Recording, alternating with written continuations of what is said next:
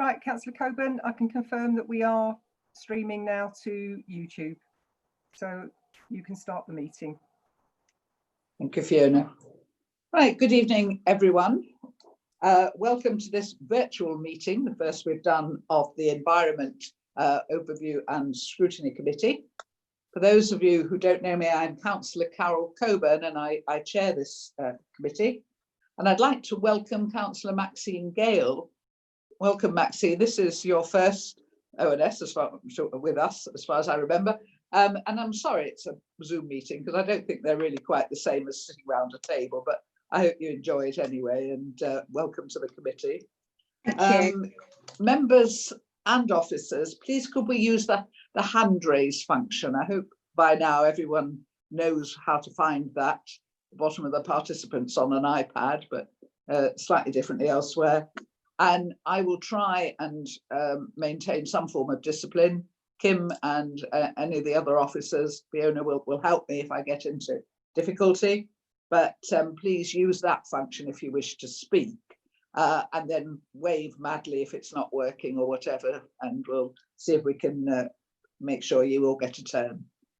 Can you keep yourself on mute when you're not speaking? That obviously gets rid of all the background noise. And can we please, with it being a Zoom meeting, ask that questions are brief and to the point, otherwise they do tend to drag on these meetings.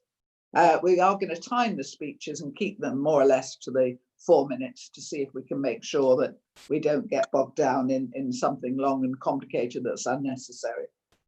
If anybody loses their connection temporarily, we'll have to pause. This is one of the rules that, you know, come in when we're doing these virtual meetings. So we'll have to pause and then ask them to rejoin the meeting. And obviously, if the webcast stream fails, then we also have to adjourn until we're able to get that up and running again. Apart from that, it's a normal meeting, so fingers crossed that nothing goes wrong, and we'll just turn to the agenda and get the meeting off. So the first item on the agenda, as ever, is apologies for absence and substitutions. Kim. Yes, we have apologies from Councillor Brian Edmonds, and Councillor Jerry Hyman has been asked to substitute, but he hasn't actually arrived yet. Right, thanks very much. On to the minutes that are on pages 7 to 14. I take it you've all had a chance to read those minutes. Are you happy that I sign them as a correct record when I'm allowed to get near enough to Kim for her to give me them to sign? So at some point in the future, I will sign those minutes unless anyone has any objection. Agree. Everyone fine with that? Everyone agree that? Yes? Or not? Thumbs up, whatever. Right. Let me know if you disagree by putting a raised hand up. Declarations of interest. Kim, have we had any declarations of interest? No, Chair, we haven't. Right. Councillor Darcy, you've indicated.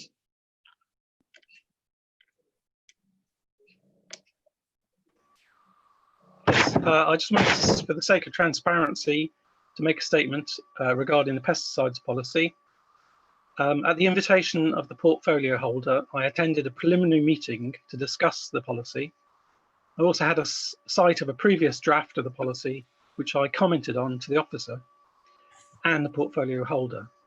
I don't believe this constitutes a conflict of interest, which would preclude me from involvement in the discussion. Thank you. Thank you very much. Yes, I'm glad you declared that interest, just for the public to know that we're not marking our own homework. I mean, you have expertise and you shared it, and I think we can all accept that. Moving on then, anyway, sorry, anybody else have any interest they wish to declare at this point? Moving on then to questions by members of the public. We have one question that I have been asked to read out from Fiona Simoni regarding its item 9, but I'm going to do it in this section and refer back to it in item 9 because it is a question from a member of the public who couldn't get here today. So if you'll bear with me, I shall read it out to you. It's rather long. I want to voice my support and thanks to all at Waverley Borough Council who have worked on getting this policy together. This, of course, is the pesticides policy. It's very welcome news for many local people. Then there are 3 questions. Could I have a reassurance that the council will ensure that the pesticide policy will not be a standalone project, but will form part of a wider integrated biodiversity enrichment programme? For example, working with the understanding of the relationship between loss of habitat and food sources, such as hedgerows and wild plants, and the dramatic reduction in our native pollinator species numbers, bees need dandelions. Please excuse this rather extreme example to illustrate the point, but without this policy being rooted in a really positive biodiversity action plan, we could see a stop to spraying herbicides, but removing hedgerows as an alternative way to keep everything neat and tidy. With the understanding that this policy will take a while to implement, how can I right now today and other residents who do not want their homes, residential paths, grassy play areas, etc. sprayed with pesticides prevent this? I've been asking the council for many years to stop spraying pesticides on my house, and last year, after delivering a petition to Waverley asking for a ban on pesticide spraying in public spaces, my home was sprayed with glyphosate just 2 days later. Sorry, glyphosate, just 2 days later. This issue is especially important for households with young children, whom we know to be far more likely to be adversely affected by these toxins. My neighbour has a newborn baby, and she mentions that the petition currently has 2,519 signatories. I understand from Matt Lank that there may be some areas of this policy which could be delayed due to COVID-19.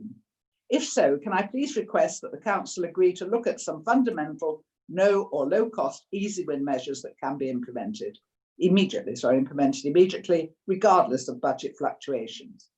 And she lists some examples: choosing bee-friendly plants, mowing less, putting up simple wildlife education signage, engaging local support. Public support is vital. Engaging local support allows for volunteers to become part of something positive in their neighbourhood. It also saves the council money too. Engage with local schools and residents groups to promote biodiversity programmes, and encourage residents and schools to take custodianship of their playgrounds, paths fronting their houses, their homes.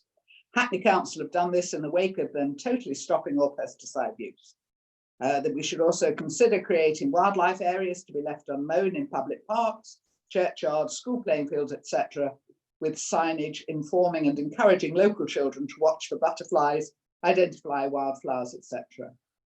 And finally, we promote yourselves as leaders in a progressive policy that aims to restore wildflowers, beneficial insects, bees, songbirds, etc., for the well-being of all humans as well as nature.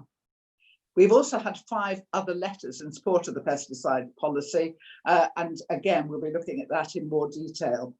In terms of an answer to the question, the very long question, I am going to defer much of it to Matt Lank, who unfortunately can't be here tonight. But one thing I would like to reassure all the people that have written in is that we are on this committee because we are very worried about the environment. That is why we've all put ourselves forward for this particular overview and scrutiny.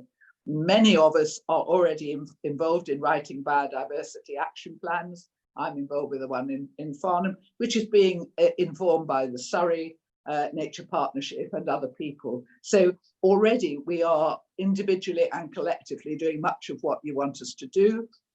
We are certainly leaving wild areas in some of the recreation grounds. We are putting wildflowers in our cemeteries across the borough. But I think in order for you to have a comprehensive reply, I'm going to ask Yasmin, please, to make sure that Matt Lank sees this question and provides a full answer to it. Would that be acceptable? Yes, Chairman, I will make sure that happens. Thank you. But a very interesting topic, and I think one that we're all interested in. And this year with lockdown, I think we've all got even more interested in biodiversity because we've all been watching the birds, the butterflies, and everybody else. It's been a sort of different experience for us all, and a very, I think, uplifting experience too. Thank you. On to item 5, questions from members. Do we have any questions from members, Kim? No questions, Chairman. So moving on then to the update on the progress of Local Plan Part 2, and I have it that Graham Parrott is going to introduce this for us. Is that right? Thank you, Graham. Yes, thank you, Chairman. Yes, please. You have the paper on the agenda, so hopefully you'll have had a chance to look at that. But I will just briefly run through where we are with part 2, and then obviously myself and Zach, and also Matthew Ellis is here as well, who's the local plans team leader, and Councillor MacLeod is here as well as portfolio holder. Hopefully we'll be able to pick up any questions that you have. The position we're in at the moment in terms of the work on part 2, if I just say very briefly, just to remind members the role and scope of part 2, it's not a strategic plan like local plan part 1, but it is intended to fill in a lot of the detail that's not covered by part 1 and that isn't being covered by some of the neighbourhood plans. And I think you'll be aware that some of the neighbourhoods are doing, for example, their own housing allocations through their neighbourhood plans, but some are leaving it for us to do through local plan part 2.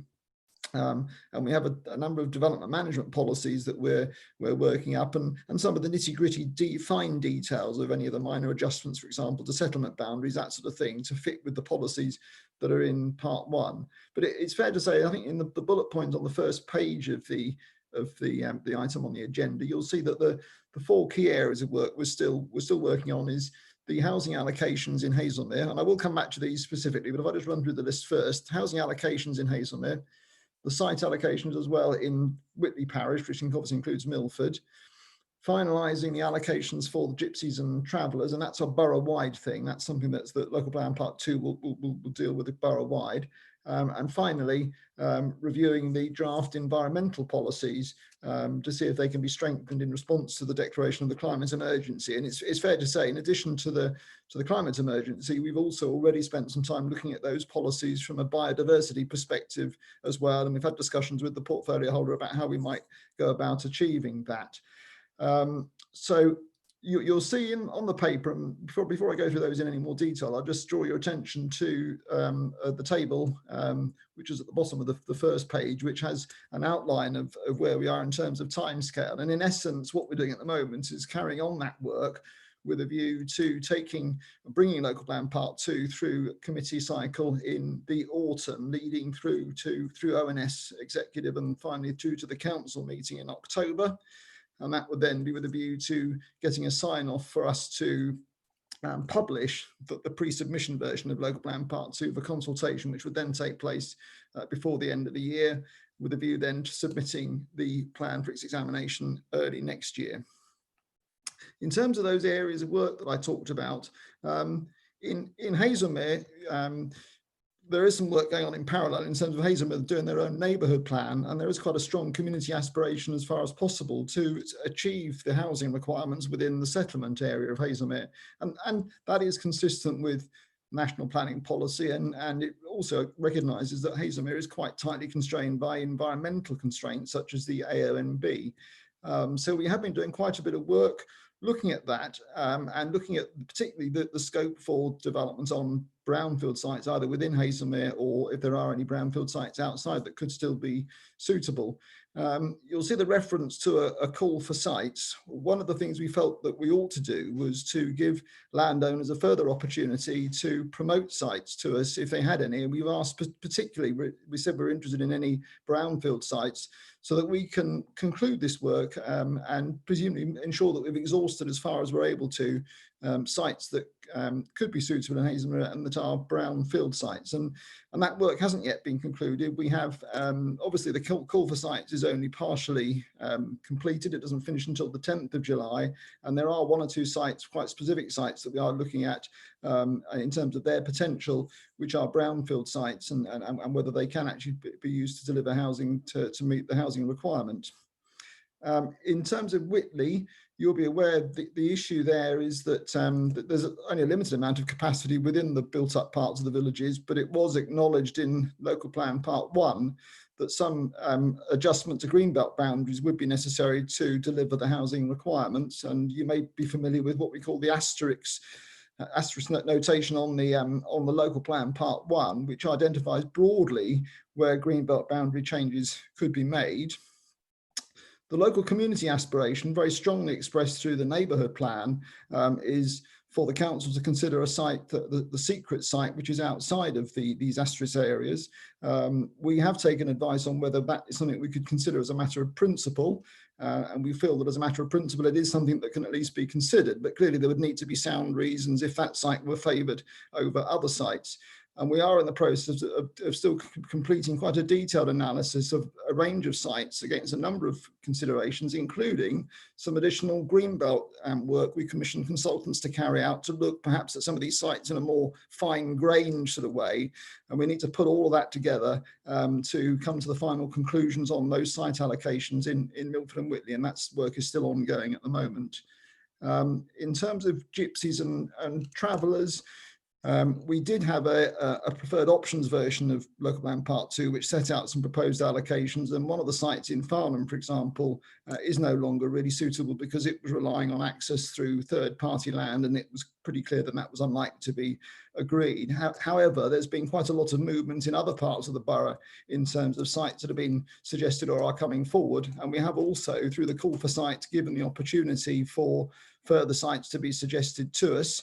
We don't know at this stage whether we will receive any more sites, but I'm fairly confident that with the sites that have got permission already and others that are likely to be being suggested, we will be able to complete that work in terms of identifying the allocations that we need for gypsies and travellers. And then the final piece of work I mentioned was about environmental policies. As I said, we've already done a bit of work looking at the design policies and environmental policies that we were preparing for Local Plan Part 2 to see whether we can make some changes to those and tweaks and so on to pick up and just add a bit more of a theme around the environment and biodiversity. And we've managed to do that to a large extent. One area in particular that we are looking at and that we are procuring some specialist consultants' advice on is the issue of energy efficiency, and that is whether or not we could reasonably include a policy in Part 2 which would require a higher energy efficiency standard for new dwellings than is currently required through the building regulations. I mean, that is still something that's open to councils to do, albeit that the government, I think, is moving more in a direction where it wants building regulations to pick these things up. But as we stand now, that is something you can do. Members may have heard reference in the past to the Code for Sustainable Homes, which was an earlier sort of standard in terms of how you measure energy efficiency. And although the government has dropped that formally, the way is open for councils potentially to consider requiring energy efficiency above building regulations, but not exceeding what would have been Code for Sustainable Homes level 4.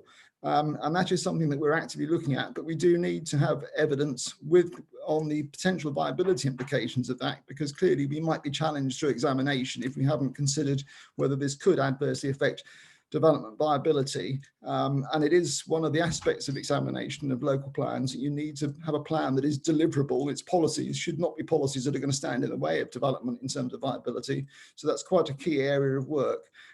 So Chairman, I think that just sort of summarises where we are and obviously the timescale going forward. And obviously we're happy to try and help with any questions any members might have. Yes, I'm not going to hog this because I could go on, as you know, for Britain on this, but just one brief question on the timetable. Looking at the timetable at the bottom of page 15, there's not a huge amount of time for the special environment overview and scrutiny to have much effect. You know, given that we really want to look at this in some depth. And if we get a full document on the 21st of September and it's going to executive on the 6th, that's not a great deal of time to, you know, get our thoughts together, to get that across to officers and then to run this through the executive. So it just looks a bit tight. Am I worrying unnecessarily?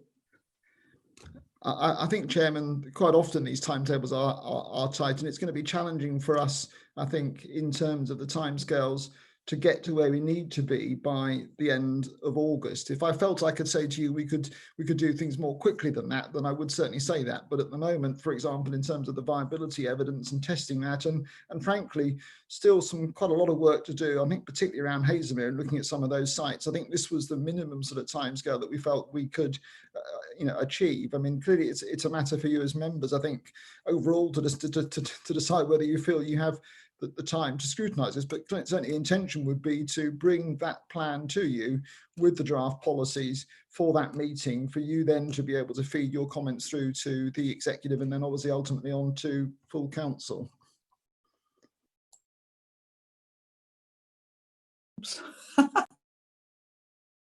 Movement, right. Thanks. Can I throw this open then to members of the committee who wish to ask questions? I've got nobody with a hand up at the moment. Okay, so thank you, Graham. Obviously, you've stunned us into silence. So I hope we have the portfolio holder with us. Indeed, Chairman, I am.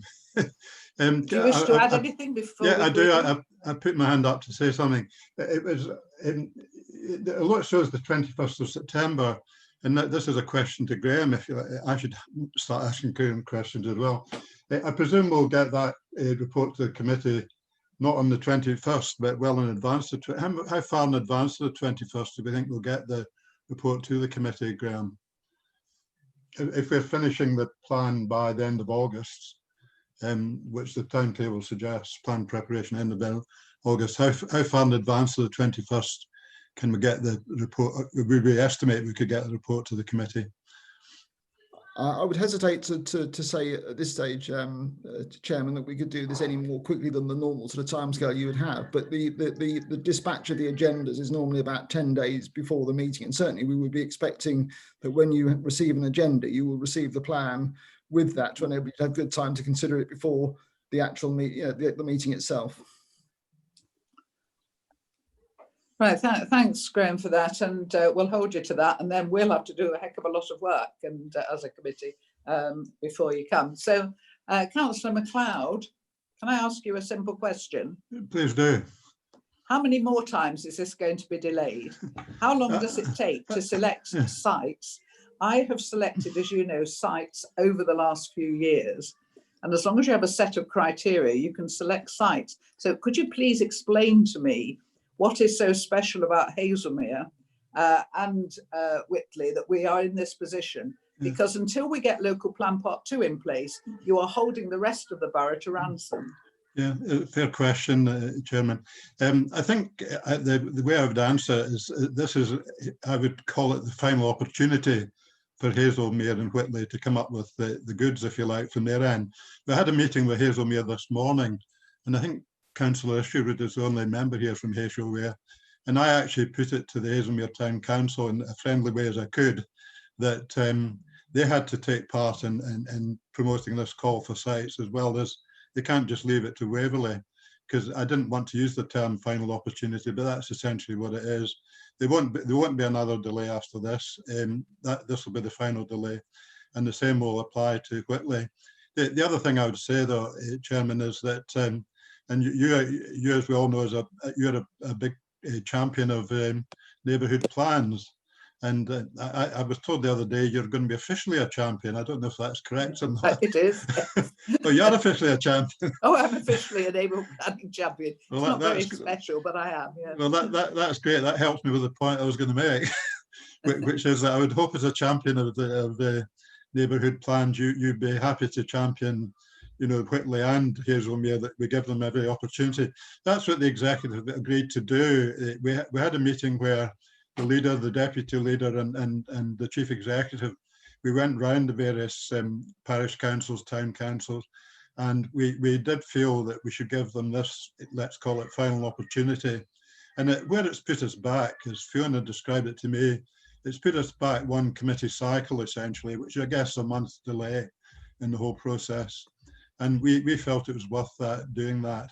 I looked for a little bit of support for Councillor Follows, who's the deputy leader in this, but he was there at the meetings as well. So perhaps he would like to comment too. I don't really. He's here as an observer, not as a portfolio. I am actually, Chair. I am actually registered to speak on that. I'm not prepared to take you, Councillor Follows. I'm sorry. Well, Chair, I'm registered to speak on this item, so that's why I'm right. Yes. That's... Excuse me. I'll just have to check with Kim.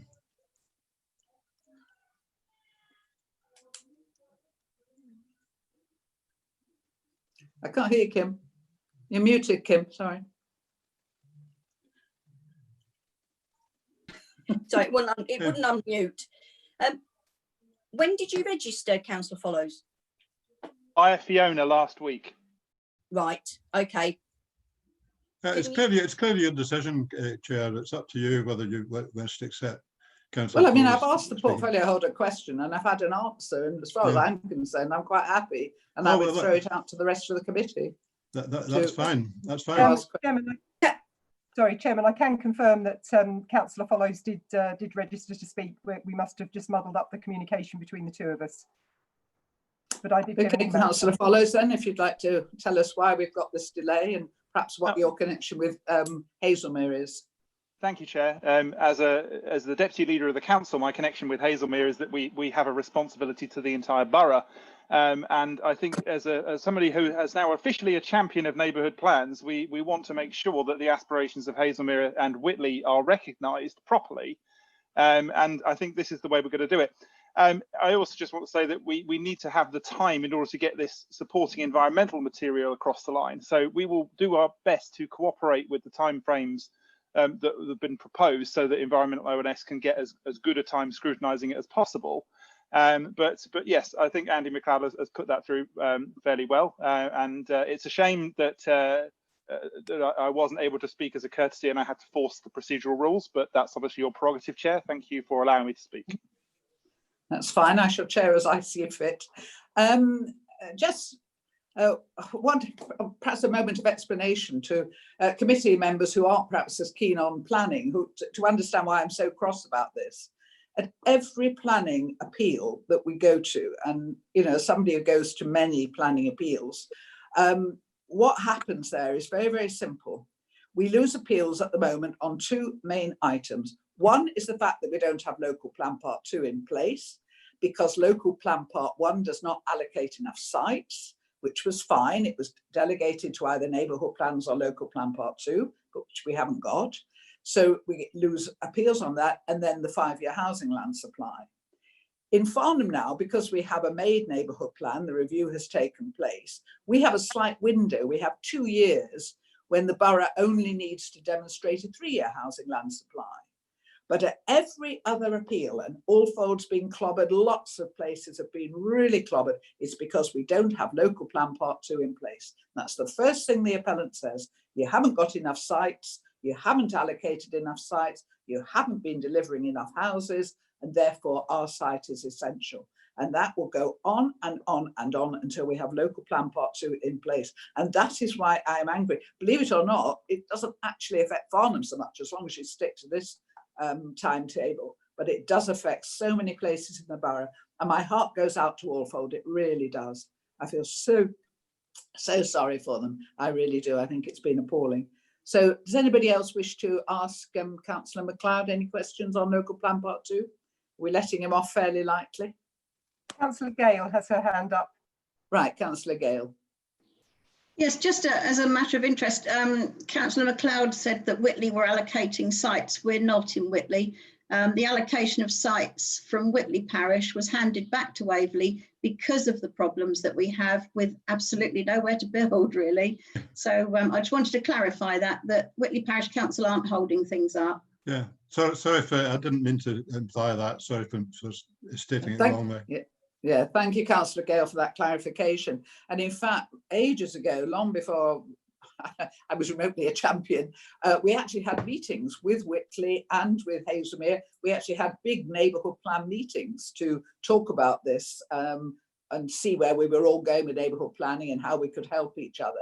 So, we are very well aware of the difficulties, and not every settlement is remotely similar to another. So, but we were desperately trying to help each other at that time. But does any, perhaps somebody can answer this, Councillor McLeod, does any other neighbourhood plan allocate sites, or is it all local plan part 2? I can't remember, to be honest, off the top of my head. Probably Graham could answer that question better than me. The allocation of sites, as I recall, some neighbourhood plans don't need to allocate sites because they've met their number, but the others that are still being preparation are allocating sites, and Matthew will come in if I've missed any off, but Bramley has a relatively small allocation. They're allocating sites. Chiddingfold are allocating sites, and they're taking the responsibility for making the Greenbelt changes as well, because they're now able to do that. Elstead are allocating sites because they again have the power to make those Greenbelt changes, and I'm pretty sure that's probably it in terms of any that. Oh, and I beg your pardon, Dunsfold will be doing the allocations for their area, and they haven't yet got to the number they need to, so that would also be allocating. It's a relatively small number, but it's still enough houses that need to be allocated and are proposed through the neighbourhood plan. And I take it they're being allocated in time for this timetable. Otherwise, we're no further forward. We'll sort Hazelmere and Whitley out and still have other people pending. So where does that? How does that work? Again, Matthew can correct me if I've got the timescales wrong here, but Bramley, for example, are at a very advanced stage. Elstead have already consulted on their plan once. Chiddingfold have consulted on their plan. So they are moving ahead quite quickly. I haven't got off the top of my head exactly the timescales, because what happens, as you know, Chairman, is once they've done their own consultation, they will submit the plan to Waverley. Waverley will check that it meets the basic conditions, and then we'll initiate the consultation, which precedes the examination of the plan. And I think the ones I've mentioned are all at a fairly advanced stage. I think Dunsfold's slightly behind that. As I said, it's a relatively small allocation, but I don't know, Matthew Ellis has anything to add to that in case I've got anything wrong in terms of those timescales. No, that's my understanding as well. Okay, Councillor Gray, you wish to add something? Yeah, I wanted to pick up really on the same question you've asked, which really is how do we bring all of the neighbourhood plans into account. I mean, I pick up the Dunsfold things. Dunsfold does have quite a big allocation. I mean, for the size of Dunsfold, it's 100. But am I right in saying that if we don't have those neighbourhood plans in line with this timetable, that's going to cause us a problem?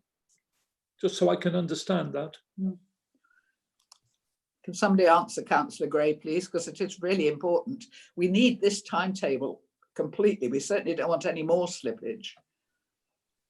I don't think, Chairman, our position with Local Plan Part 2 has been that we've been waiting on all the other neighbourhood plans to catch up. I have heard of situations elsewhere in the country, I think, where some councils have taken quite a sort of a firm line from that point of view. But I think we've tried, and I think it's been the council aspiration throughout, to try and support neighbourhood plans that want to do their allocations and to sort of chivvy them along as best we can. And I think it's fair to say that all of the ones I've mentioned that are pressing on at a reasonable sort of pace. I can't say for certain where they'll get to by the time we want to submit the plan. Bear in mind the submission of Part 2, we're looking at the beginning of next year, so hopefully things will have moved on. As you know, there are some other issues which have cropped up as a result of COVID. For example, the fact that referendums can't be held until currently can't be held until next May anyway at the earliest, so that's another factor that will possibly influence some of the neighbourhood plans. And I suppose there is a risk to the council if, for example, a neighbourhood plan just simply didn't come to fruition, and that is meant to be delivering a proportion of the housing, then that's another factor that might influence the timescale for any fundamental review of the local plan. But the numbers are relatively low in terms of those where the progress has been slowest. But would we not be able to step in? Would we not? Sorry, Councillor Gray, did I interrupt you? Carry on. No, I would just like to come back on that and saying, well, in that case, are we giving this information to those councils and the timescales to basically spell it out to them what you require? Because I'm not aware that we've done that.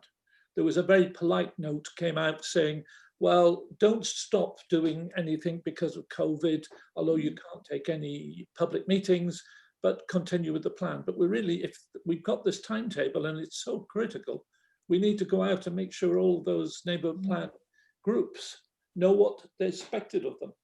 Yeah, I mean, we have to have a deadline for, this plan. I mean, we cannot keep doing what we've been doing with Local Plan Part 2, letting it slip again, letting it slip a bit more. We need to know, and the groups doing the neighbourhood plans need to know, and the executive needs to know. We all need to know that this plan is actually going to be made according to this timetable. If it's not, we are just going to have carnage across the borough still. And all the places that are going to get clobbered are all the ones that really and truly have had more than their fair share and deserve a break. So, you know, it is so important. I suppose what I'm really saying is I want development, plan-led development. I really do not want this continuous turning over of decisions because we have not got strong enough plans in place. That's our responsibility and we have got to do it. So we've really got to make sure, as Councillor Gray has just said, that these groups doing this know exactly when they've got to come in and the implications of not doing that. And, you know, site selection is not difficult. It's difficult if you want to be popular, but if you don't want to be popular, if you just know that you've got to get on and deliver sites, you put your criteria together and you select the sites that fit those criteria. So, you know, we have to know that that's what's going to happen. So I do hope we can have some reassurance that we're not going to keep pushing it off. Now, I'm working on the assumption that Councillor Gray and Councillor Gale have both spoken. I've still got and can I move? Is this the second one? Can I move first of all to Zach Elwood and then I'll come back to you, Councillor Gale, if that's okay. Right, Zach, do you want to say something on this? Yeah, I'm not popular anyway, so it doesn't matter for me in terms of allocations. In terms of LPP2 and submission, we did discuss this afternoon. Actually, we had a neighbourhood plans meeting, just going through the position of all the neighbourhood plans. And one thing we did discuss was, I think, what we need to do in terms of our submission of LPP2 to the inspector is give them the comfort that these neighbourhood plans will come forward within the plan period in a reasonable time to be able to deliver the houses that are going to be identified. I don't believe, and Graham or Matthew will jump on me if I've got this wrong, I don't believe we necessarily have to have all of the plans in place and made, because if we did, then our timetable would be blown out of the water because obviously because of the referendum period. But certainly we could do more in terms of engaging. We are doing much with engagement, but in terms of pushing that timetable, making it clear that that we've got the support there to help various councils take forward their neighbour plans. I think that's fair enough, but I wouldn't want you to think that we have to have all the neighbourhood plans signed, sealed, delivered and made before we can submit the local plan part 2. My understanding is that's not the case. Equally, if we're saying, oh, we're relying on all these neighbourhood plans and we go to an examination in public and the inspector sees that they haven't even done their first tranche of work, then obviously that puts us in a difficult position. But I don't think we're there. There are one or two that are lagging behind, but most of them are progressing quite nicely and have identified inspectors to take forward various assessments. So unless Graham or Matthew correct me on that, hopefully that provides some reassurance to you. It does, but it's clarity, isn't it? It's clarity for the groups, clarity for us, clarity for the executive. Yeah. That's what I'm seeking, absolute clarity, that everyone knows the implications, because Understood. I mean, we know that plans get increasing weight as they go through the process, but the groups need to know that at some point there's an implication. If they don't get their act together and don't produce the sites, then Waverley steps in and does it. Then we'll have to step in. Yeah, understood. Yeah, as long as everyone's clear, then that's fine. Point well made. Yeah, thank you. Yes, thank you, Chairman. Zach's answered some of my queries because the referendum obviously has been put off until May 2021, and there are some neighbourhood plans who are getting very close to being able to go to referendum. Would there be any opportunity to relook at referendums being made sooner?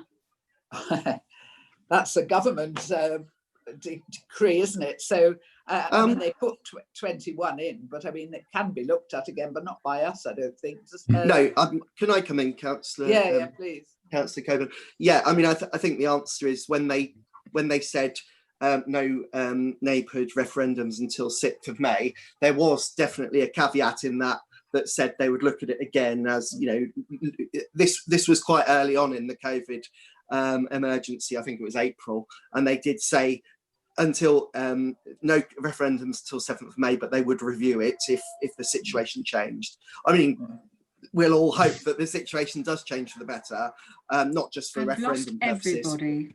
Yeah. Farnham's referendum was on March the 12th, which was the I've date lost everybody. I can't. Who's that talking? It's muted. Sorry, Carol, I can't see anything at all. I've lost it. The whole connection. Is it Jenny Els? Except Is for it Jenny Els? me. We can see you. She's frozen. Yeah. Yeah. I think Right. it might be your connection, Councillor Els, because you're frozen on our screens. Turn off your video and see if we get audio. Not hear anything. Right, I need advice from officers what we do here. Can we continue and let Chair, Councillor Els? yeah, Chair, if we could just postpone for a moment and just see if Councillor Els can reconnect. Okay, so, oh, what happened then? Everyone jumped a bit. I think she's gone. I think she's gone. She's gone. She must. Shall we wait for her to reconnect, or Yeah. shall we just carry on? We're not making any decisions, are we, tonight? So shall we just carry on? Fiona? Yeah. Sorry, just unmuting. Yes, Chairman, I think, as I say, you're Just still carry on. quorum and Right, yeah. you're only providing feedback. Does anybody, so yes, right, I've got carry on. nobody else wanting to speak on that matter. Is everyone quite happy with the answers they've received? Thank you very much then. So shall we move on to the climate change strategy and action plan? And quite what's going on somewhere, but anyway. So if we move on to the action plan, is it just Councillor Steve Williams? Are you going to talk to us on this, please? Very happy to do that. Yes. Thank you, Chair. Members will recollect that the motion declaring the climate emergency was passed without opposition in September of last year, and the sustainability policy and the climate emergency action plan were presented to the executive on the 3rd of March of this year.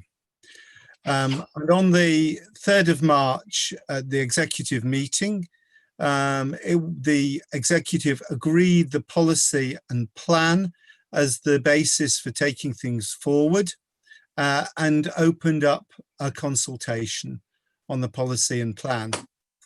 Sort of immediately following the executive meeting, we began reviewing, refining the plan, developing the kind of smarter targets which are certainly needed to sharpen up the plan, whilst at the same time receiving views on the plan that's now, of course, in the public domain.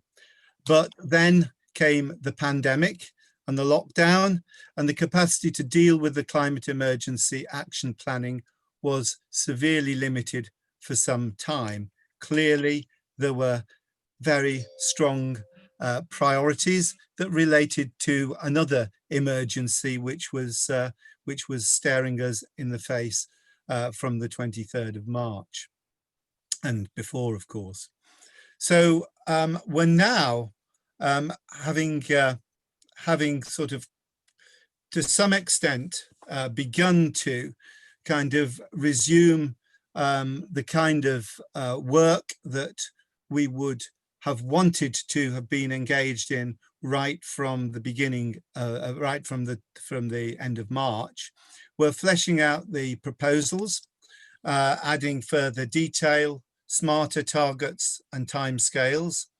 We're reviewing the priorities and the sequencing in the light of the consequences of the COVID-19 pandemic. I mean, certain elements can obviously be brought forward, certain elements may need to be put back, for this is and needs to be a 10-year plan. And clearly we need to be fleshing out some of the actions that move into the later years of that plan with a view to securing zero carbon by the end of the period 2030. And actually, because we've actually learned so much during this terrible tragedy about, for example, how we can do remote working, how we can and why we need to reduce vehicles in our town centres, and also because we've had opportunities that have opened up for us as a result of, for example, the active transport funding that's now becoming available from central government. And all that is obviously colouring our approach to the plan. And it's colouring, I think, the responses to the plan as well as they begin to come in as they are now. So we've taken steps to move forward the consultation on the Climate Emergency Action Plan. Clearly, that would have been a major challenge under the complete lockdown. And the inclusion of details of the consultation on the front page now of the Waverley website, the development of a communications plan is part and parcel of this, and I can talk a little bit more about that later if people wish to. And the convening of the members group on the climate emergency and the engagement of this overview and scrutiny committee is part of this process. At the executive on the 3rd of March, it was agreed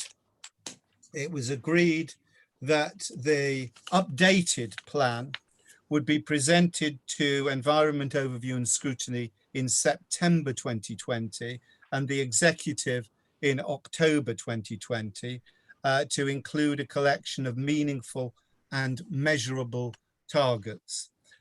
We are still targeting those dates and therefore we want to move forward quickly to the consultation process and ensure that the Overview and Scrutiny Committee, this Overview and Scrutiny Committee, has ample opportunity to be able to look at the plan. So I'm happy to answer any questions. Right, well, take some questions. I just want the first one. You sort of vaguely answered it eventually. You do know that the Overview and Scrutiny exists, and you do understand the process within the council, I take it. Because, you know, I feel that what's happened here is that you have taken it upon yourself to deliver a document, to put it out to consultation, to make decisions on behalf of the council, which we haven't even had a chance to look at Overview and Scrutiny. And I do wonder what your reason for it is, because we know it's an emergency, but we are the Overview and Scrutiny, and we should be putting in our views to the executive. We should be scrutinising what you're doing. You may have all the wisdom in the world, I don't know, but the idea is that your wisdom is tested by the wisdom of others to see whether or not it's complete wisdom. So, you know, I find your attitude so far extremely frustrating, that you have just got completely ignored process and just produced a plan, thrown it out to the public, and then said, oh, and by the way, we'll let you have a look at it eventually. And I just feel that the complete disregard for this committee is really quite shocking. I don't know whether you want to answer that or we'll take questions. Yeah, I think I probably would like to answer that, because I consider it a complete travesty of the reality of the situation, because the reality of the situation was that there was a lengthy debate about the climate emergency action plan when it originally came to full council. There was a full debate. It was a special, extraordinary council meeting at that point. And following that, it was agreed by the council that the draft action plan would be put to the executive on the 3rd of March and presented to the executive on the 3rd of March was the draft action plan and sustainability policy. The consultation process started, of which the overview and scrutiny is completely part of that process. And I acknowledge the role of the overview and scrutiny in actually policy formulation and contributing to policy.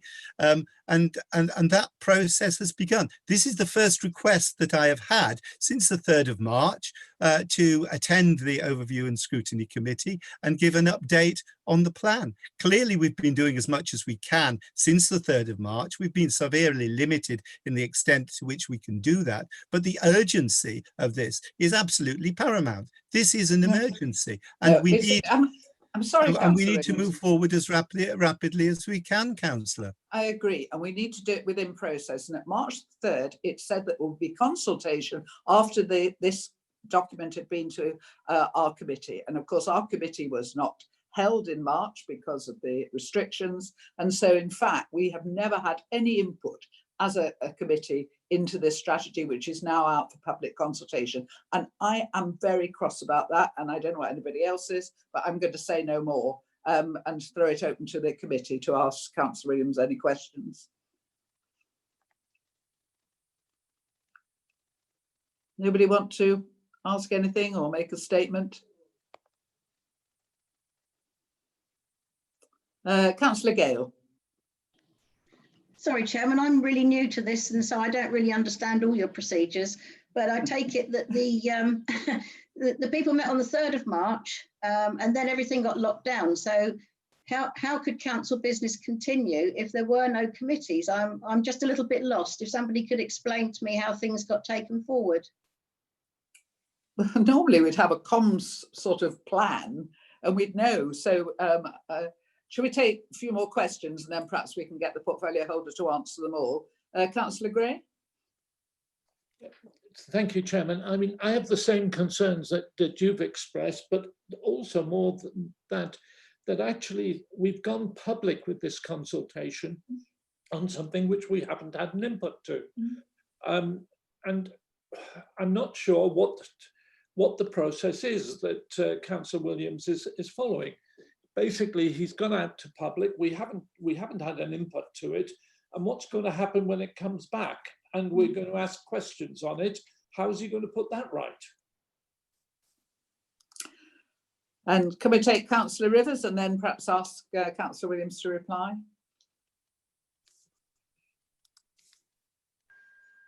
Thank you, Chair.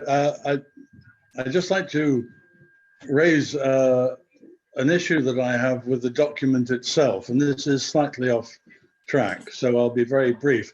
I think it's a rather difficult document to follow simply because it's not well structured, and I would be very happy to work with officers, with the executive, to look at the way we actually write policies, standards, procedures, because this is very difficult for us in an ongoing process to do any audit over what our policy is, what our compliance to our policies actually are. Let me say no more about this. I just raise up a flag that we should and could do better on the structure of this document. Thank you. I think that's the whole point of putting stuff out to scrutiny within the council.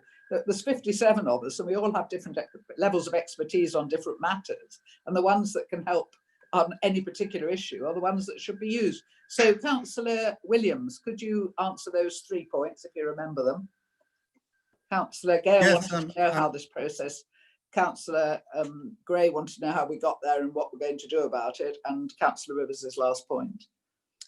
Yeah, if I can take the last point first, I certainly take on board the point about the style of the document and the capacity to be able to monitor the actions, and I would certainly welcome the views of Councillor Rivers on that. I'd welcome the views of any individual councillor or this committee as we move forward, because I think it is actually very important that we not only have smarter targets, but we're actually able to monitor and to be able to rate our progress against those targets. And I completely agree with that.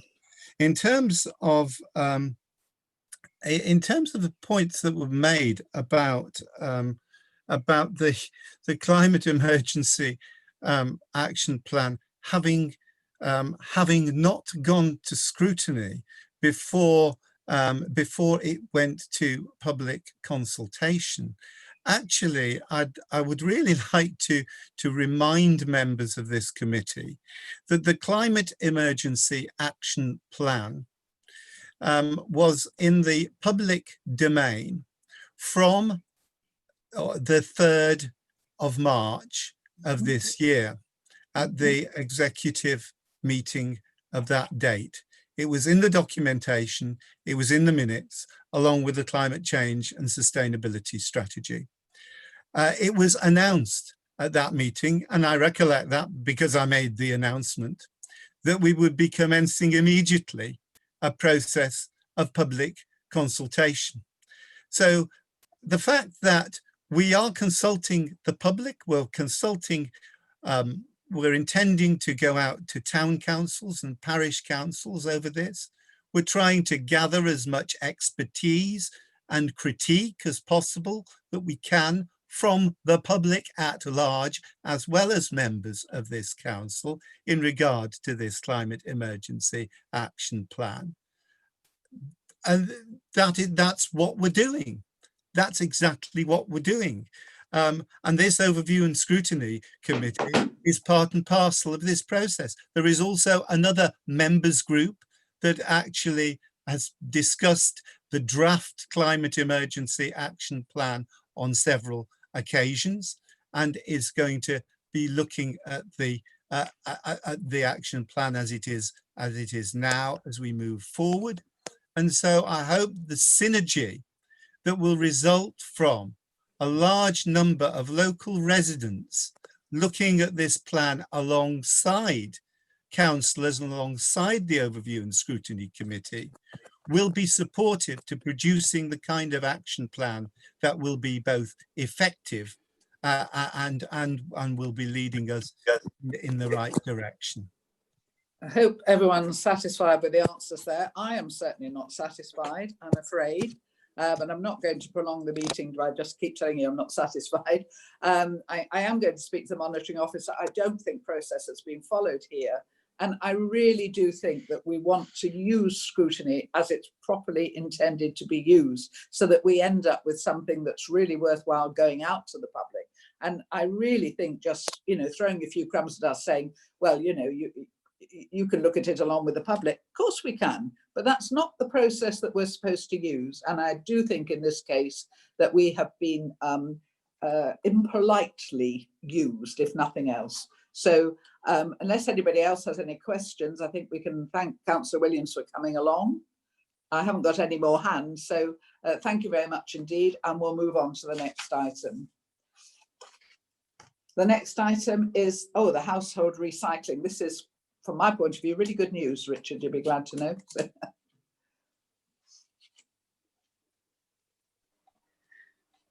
Thank you, Chair. I'll try to be brief.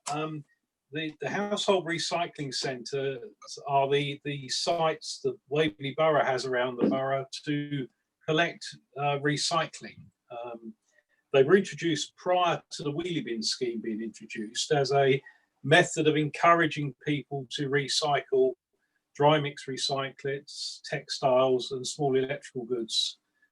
And were very effective initially. And then the wheelie bin scheme was introduced, which meant that every household could recycle dry mix recycling at the curbside from their house. So the sites were an additional facility for them on top of their wheelie bins.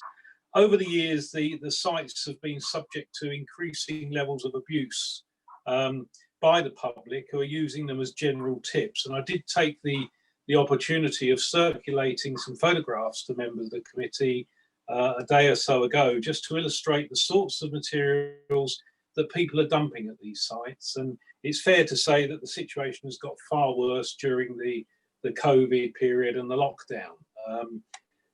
Even now the county council sites are reopened, we are still suffering high levels of fly tipping of non-recyclable materials at those sites. What that's meant is you'll recall from the performance review figures that our rejection rate was way above the target that we had. And we kept saying that the big part of that fact was the fact of the contamination of these recycling sites. I think if you look later this evening at the performance report for this quarter, you will see that the rejection rate has dropped significantly because we're no longer taking this material to the recycling centre. We're disposing of it as refuse. That's had an additional financial impact on the council. We're now having to pay for a separate vehicle to collect this waste with a separate crew, and that the additional cost of that is set out in the report, and it's not insignificant. It's well in excess of £100,000 a year additional cost to the council, over and above what was tendered in the contract, because the contract was based on the fact they could empty the recycling from these sites along with household recycling. Now, if they do that now, they will contaminate the household recycling as well, and our rejection rates will increase even further. We've also spent £70,000 a couple of years ago refurbishing these sites, and they are in need of a further refurbishment now, and that's £70,000 we can ill afford under the present financial climate. So we are, under the new contract, planning to introduce curbside collections of textiles and small electrical goods once the route optimization process has been completed, which will mean that there's nothing people need to take to that site that they won't be able to recycle on the curbside. So the sites are a duplication of service, a duplication that the council can ill afford given our financial situation. The recommendation, therefore, is that we remove the bulk bins from these sites as soon as possible, and that we then simply retain the textile banks and the small electrical goods banks until those services are introduced at the curbside, and then we'll remove those facilities as well. That's the background to it, Chair. That's the recommendation. Happy to answer any questions. Thank you. I'm sure it's good news for all of us. You did frighten the life out of me though on page 25 when you were listing the sites. I thought Sainsbury's, Woolsack Way. I thought, you know, I'm sure I know every single thing there is to know about Farnham, and I suddenly realised it was Godalming. I knew it rang a bell, but I couldn't place it in Farnham at all for a minute. So apart from that, thank you for the report. It was very, very informative. So over to the committee. Let me get my hands up. So I've got Councillor Gale first. Thank you, Chairman. Looking at the recommendations, I think this is a good move and it's going to save a lot of money for us, but recommending moving the first part is a good idea immediately. I think if you don't take away the textiles and the waste electricals at the same time, people will still leave all sorts of rubbish just around those bins, and it could actually cost you more money. Do you want to answer that, Richard? I take the point because bins attract rubbish, but you know, is this one of the risks we're just going to have to take? Yes, Chair. I think there is clearly that risk, and people's habits are hard to break. And I think that's demonstrated by the fact that people are still dumping other goods at these sites when the county council sites have reopened. And it is about behaviour change and clamping down on this. So we will have to ensure that we respond and deal with any material on these sites. We have caught a few people. We've issued a number of fixed penalty notices where we've managed to identify the people dumping this fly tip material. We've got CCTV at 2 or 3 of the main sites where fly tipping is occurring, and we do also, our enforcement officers do also ferret through the rubbish to find evidence of names and addresses of people who may have dumped it. So we've had a few people that have paid £300 fines for doing this, which is a clear deterrent, and we publicise the fact that we are fining people and doing everything we can to discourage and change people's behaviour. Yeah. But there will be a risk in the short term, certainly. Yeah, I think we can all understand what Councillor Gale's saying, and just, you know, as you say, we'll have to do our best until we've got rid of them all. Councillor Gray?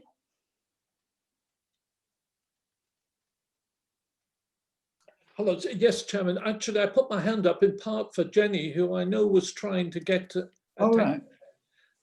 So I'll defer to Jenny if she can get back on unmuted. Thank you very much. Is that all right, Chairman? Okay. Yes, fine. Thank you. I'm sorry. The connection's dropped 3 times now, which is very frustrating. And I don't know what I've missed, what I've heard and what I haven't heard. If I could just ask, what worries me about this this particular item on our agenda is that I'm not seeing any real costs anywhere. I'm interested in seeing what the current budget for collection of fly tipping, and does that include sorting and identification? You know, how can we possibly see how much money we're actually saving? The level of income from fixed penalty notices, I think, has just been answered. What are the indicated savings from having to pay BIFA £146,000 the Bring sites. What do the savings amount to? We're not seeing anything. We're not getting a full picture here at all, as far as I can see. And the new budget, which I don't see here, please tell me if I've missed that figure, but does it include the extra cost of CCTV cameras, monitoring, extra enforcement, visits, and increased communication strategy? And is this strategy to be applied to all 8 of our Bring sites? It just seems to me to be, it's got a lot of detail, but it hasn't got enough detail for me. And how has the risk of increased fly tipping been calculated? Because that has been identified as a risk. And to what extent is the expected increase? Again, that's not indicated. Has this been included in the calculations? I want to know how much money we will be saving by changing all of this. Thank you. I think in fairness to Richard, he did mention some figures, but I'll ask him to come back to you, Councillor Gray. Richard, if you'd like to expand on numbers. Thank you, Chair. This report is purely about the Bring sites. It's not about fly tipping generally across the borough. That's dealt with by a separate team and a separate budget. For fly tipping, that's the environmental enforcement team. This is about the Bring sites and the problems with the Bring sites. And we are paying BIFA an extra £146,000 a year to service those Bring sites at the moment. As soon as we take away these containers from those sites, theoretically, we will save £146,000 a year. For the first few months, we will have to spend some of that still as we change people's behaviour, as we described. But we'll also save that £70,000 that we won't have to spend refurbishing these sites. So there's a one-off saving of around £70,000, an annual saving ultimately of £146,000 a year once we've got over the initial 2 or 3 months and change people's behaviour. As I say, the fly tipping generally across the borough has gone up a bit during the COVID crisis. We would hope that once the COVID crisis is over and people's behaviour and habits go back to what they were, they will start taking that material back to the county council sites. Then we have 3 of those in the borough. We do generate a small level of income from fly tipping fixed penalty notices. That's across the borough, not just at the Bring sites. So the team are very thorough wherever they can, finding out who's responsible and pursuing them in that respect. So, as I say, purely in terms of the Bring sites, the savings are indicated in the report. If you want something about environmental enforcement more generally, that would be a separate issue that I haven't covered in this report, and I haven't got the accurate figures to hand at the moment. Is that okay, Councillor Else? Remember to ask the question. Councillor Else, are you quite happy with that? Do you know to ask Else outside the meeting for the other figures? Is that okay? Yes, I do accept that answer, but I still think that it should be seen in the context of the bigger picture as well, because it's all very well saying we're saving money in one area, but then if it's going to actually push a cost onto another area, I'm not quite happy that that's a true reflection. Well, I take your point, but these Bring sites have been so unpopular and so dreadful in terms of the environment that, you know, I think we do want to get rid of them, and yes, we'll have to deal with any consequences after that, but I don't think anybody really would defend these Bring sites because they've been a bit of a disaster one way and another. Councillor Reid. Thank you, Chair. I really would like to congratulate Officer Homewood and thank him for addressing this particular issue. Here in Cranley, the Bring sites are in a terrible state, and I think you've all seen the pictures that he's very kindly sent. So I really, really welcome this. They are an absolute eyesore, and I agree with you and with Councillor Else and with Officer Homewood that we do need to educate the public. Unfortunately, here in Cranley, we're a long way away from the recycling site, so we've probably had an even worse situation, because our nearest we were recommended would be Whitley, which is in excess of 10 miles away, and the other one is Guildford, which again in excess of 10 miles away again, and we're all trying not to use too much in the way of public transport.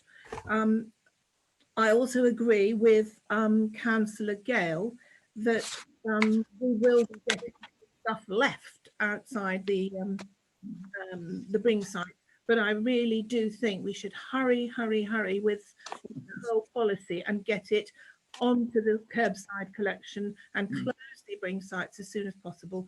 It's an eyesore in Cranley, especially. It's just outside our brand new medical centre. No, here, Councillor Reid. I think we're Thank right together on this one. Thank you very much indeed. Does anybody else wish to speak? I've got Councillor Gray's hand, but is that in relation to Councillor Else, or do you wish to say something? Yes, thank you, Chairman. I've been satisfied with the questions and answers. So we've got some recommendations, and we're not allowed to cheer after them. But does anybody have anything to say other than to accept these recommendations to put forward to the executive? And obviously, you know, we'd like it to happen as quickly as possible, but we have a time scale there which is fairly ambitious. So is everyone quite happy with those recommendations to go to the executive? Council, is that's you showing you are, is it? Yeah. Yes, we. It's better in that sort of way if you tell me if you want to speak, you know. But anyway, I've got you. Everyone quite happy with that. We need one of those drop-down ones that you can sort of click on, don't we? But we don't have it. So moving on to number 9, which of course is the big issue that we had all the public questions and submissions on. So we're going to have a look at it. We haven't got Matt Lang here to introduce this. So I think we've all had a look at this. It was included on the last agenda, and we do have with us Councillor Darcy, who's been part of the group that's been working on this. So I don't know whether you want to say anything before we start, Councillor Darcy, or whether other people just want to go straight in. As far as I can see, it's one of the clearest documents we've had for a long time. It's got an aim and it tells you how we're going to deliver that aim. But is there anything, Councillor Darcy, you want to highlight for us? I think the highlight for me is policy 1, which is the policy statement 1, where effectively we're saying that pesticide use will be considered, well, non-pesticide use will be considered as the first choice, and you'd only ever use it in very special circumstances, having gone through a series of question and answers to determine whether it in fact it is necessary. So that's the key for me.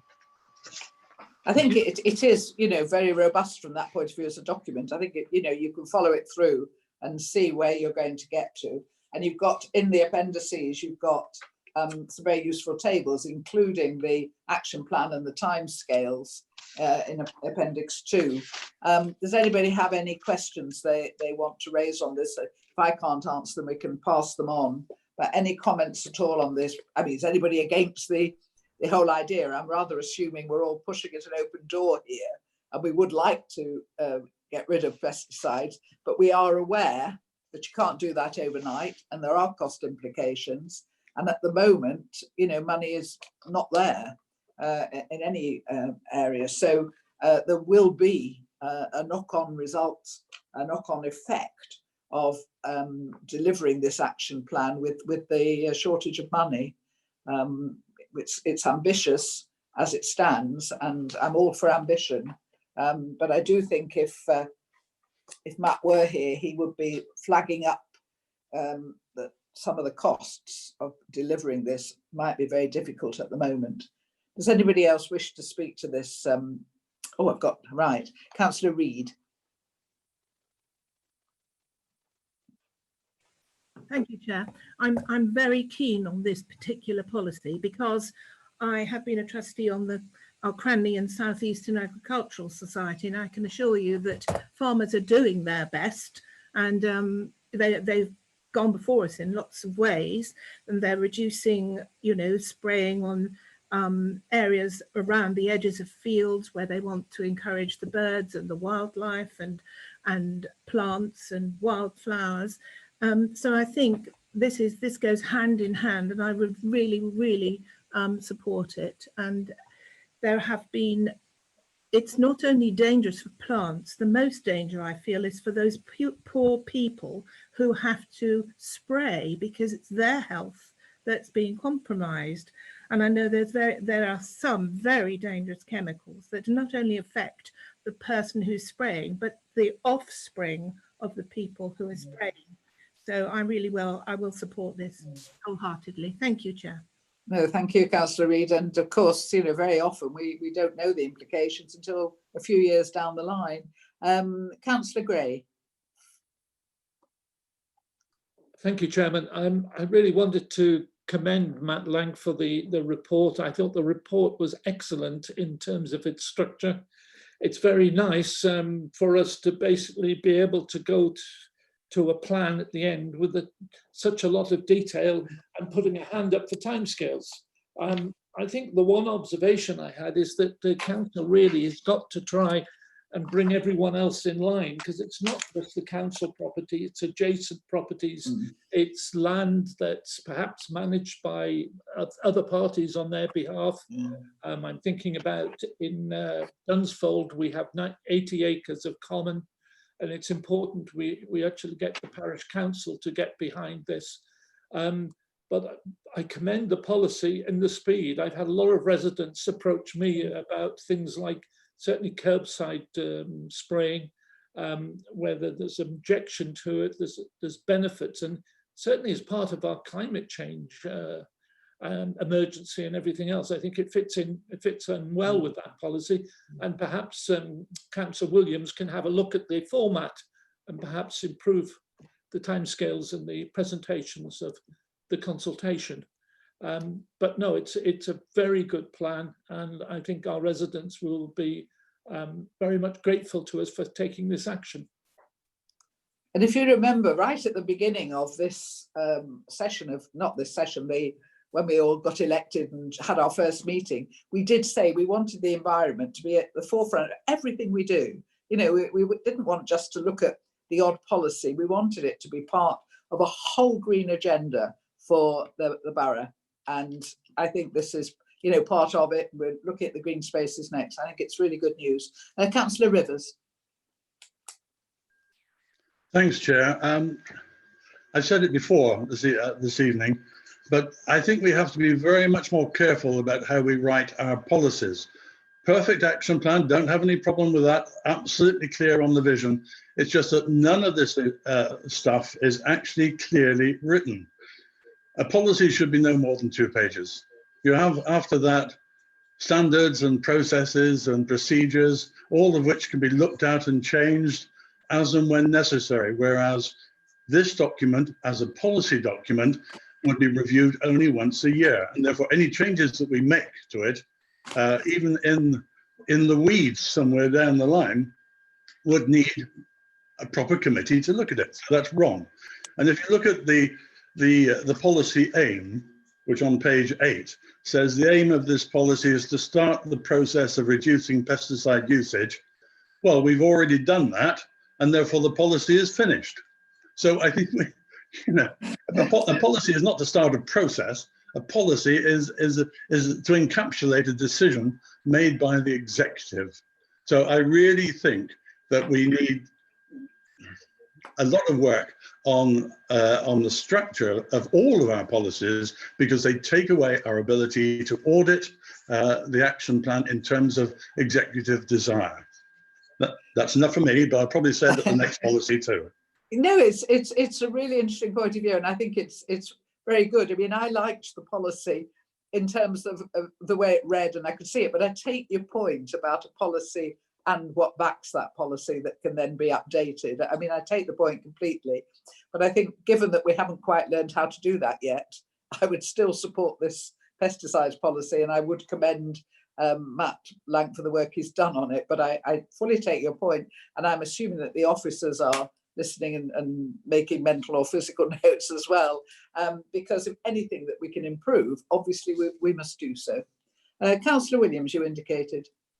I think Councillor Else was waving frantically and using the thumbs up sign to indicate that he wanted to speak. So if I could hold back for a moment. Okay, I'll take Councillor Else. Yes, you're not having a great deal of luck tonight, are you? Okay. I've only got two. I've got two choices. I can applaud or I can thumbs up. I don't have a hand wave on my device, so sorry about that. I just thought I'd do something. I just am interested to know, or to be reassured that we're going to fully consult with Surrey County Council, because we need to have them on board on this, as we do so much work for them. And also the towns and parishes, I know there's parishes, I'm not sure if there's towns, who do look after their own green spaces. We need to get them on board as well. And I know we say third party owners, but we must take a very careful approach with our parishes as well. Thank you. Yes, I think the officers have got that point. I hope that we are very keen to stress that, and you're right, we must include the parishes and everybody else in that. Councillor Else, I suggest you just say chairman if you want to speak to me, because I'm obviously not getting, I don't get all the pictures, and I certainly don't get you in the normal blue hand bit for the raised hand. So just say chairman and I'll try and hear you. I think I should.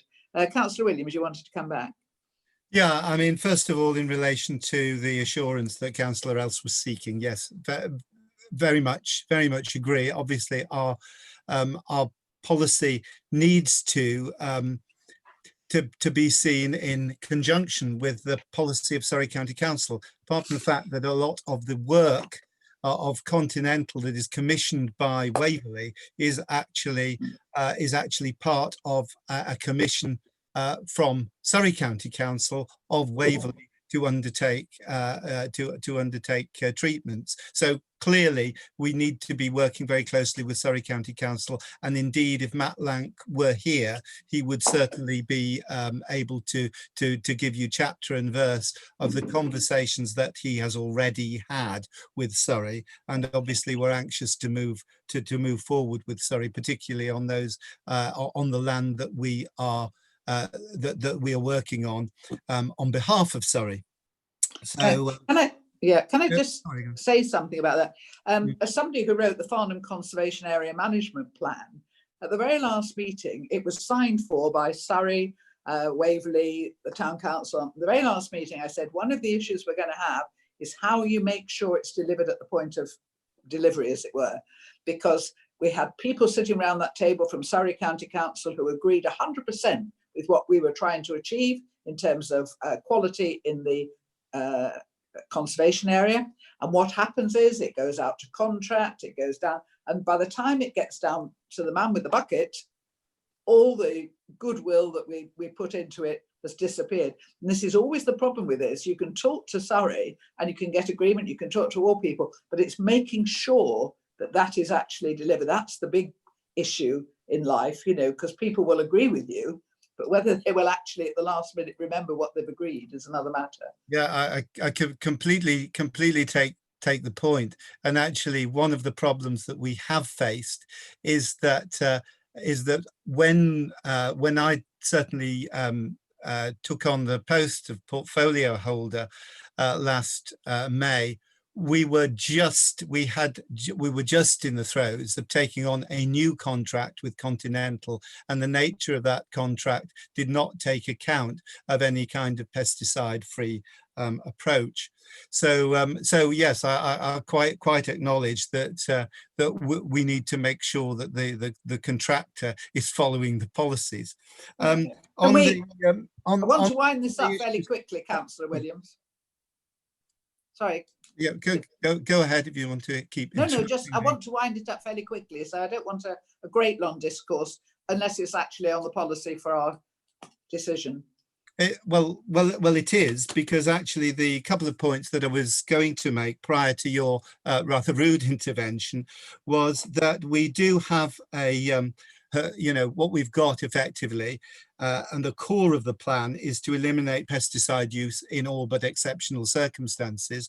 And I very much take on the point made by Councillor Gray, the point made by Councillor Rivers, that there are issues over the format and presentation of that as a policy. So far as the action plan is concerned, I mean, it clearly reflects the action that we intend to become pesticide free in all but exceptional circumstances within a period of 3 years. And on the wider question that was raised in the discussion about biodiversity and where that fits in with a wider approach to biodiversity, we are actually at the moment in the process of developing a policy of biodiversity, which will clearly align with the approach in terms of the pesticide policy to date. Thanks for that, and apologies if I was rude. I was actually backing up what you were saying, but anyway, on we go.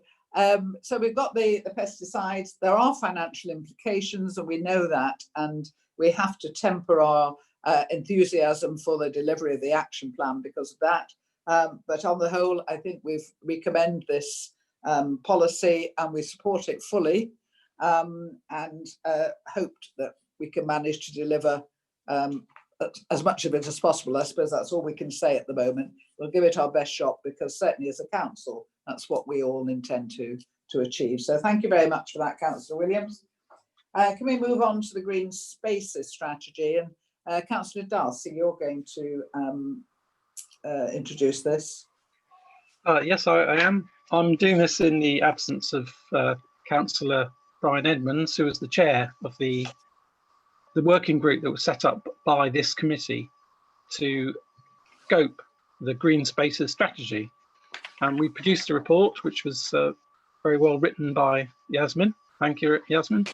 And there are quite a few recommendations, but they're categorized in 3 different ways. One was essentially the content, another was about the scope, and then the third one was things which we discussed or arose during our discussions, which weren't specifically related to the strategy, but we felt were issues that needed to be discussed by this committee. And so those are the ones which are on, I think it's page 76 of your papers. Yes. The issues that we discussed included the long-term management of green spaces associated with developments, which often fall out of management over time, and whether or not we should consider taking them into the council's management. That was one issue. Grass verges was another big issue that came up, and the interlinked nature of green spaces was another one, where they border with many different owners, and it's very important to have a linkage between them so that people and biodiversity can move between them. So I think those are the sort of key things that I would like to highlight. Thank you. Thank you. Committee members, comments on the strategy. Councillor Reid. Sorry, Chair.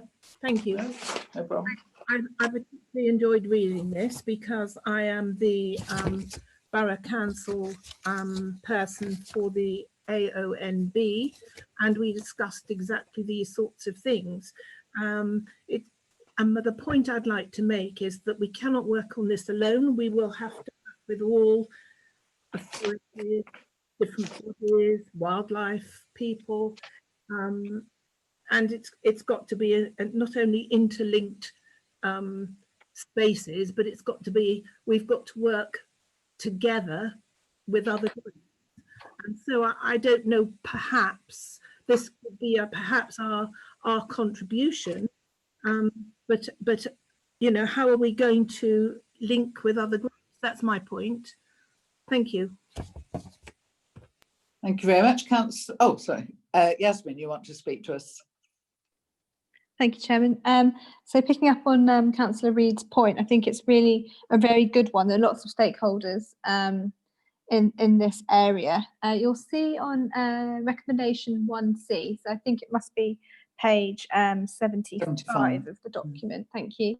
The group had a go at listing some of the relevant stakeholders, this, sorry, 1C is the recommendation, page 75. In the report, you've got the list, or at least some recognition of who they might be. But I completely agree. This is there's a very long list of stakeholders in this area. The group was keen to recognise that as well. So as part of that recommendation, I think that's what we'll go forward.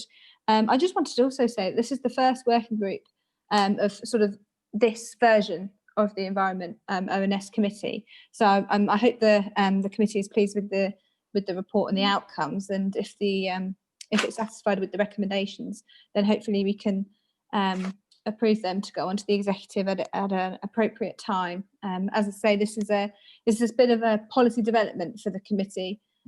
So we'll see what the executive makes of the recommendations, and hope that they can be embraced. Yeah, thank you, Chairman. Thank you for that. Yes, I mean, it is very clear what the structure is going to be and what it includes, but you're right, it's that same point again, it's the final delivery of it, isn't it? Councillor Gray? Yes, just a couple of questions. I mean, I think it's very good to be able to see the thinking of how they want to approach this and the structure. But I was just a bit concerned about the timescales on here.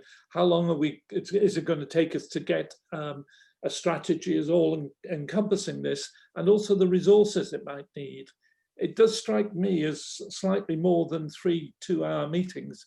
It's actually going to be quite extensive, especially with the consultation and the things to do it. So I don't know whether they've scoped the amount of effort and timescales, but I would certainly like to have an update on that. Thank you. Yasmin, can you help us out on that? Thank you, Chairman. Yes, so this working group this is the final report of the working group. So it met those 3 or so times you quoted there. So the working group was, I suppose it's quite convoluted, but the scope of the working group was to discuss the scope of the strategy. So I agree with you, the development of the strategy is a resource intensive, will be a resource intensive activity.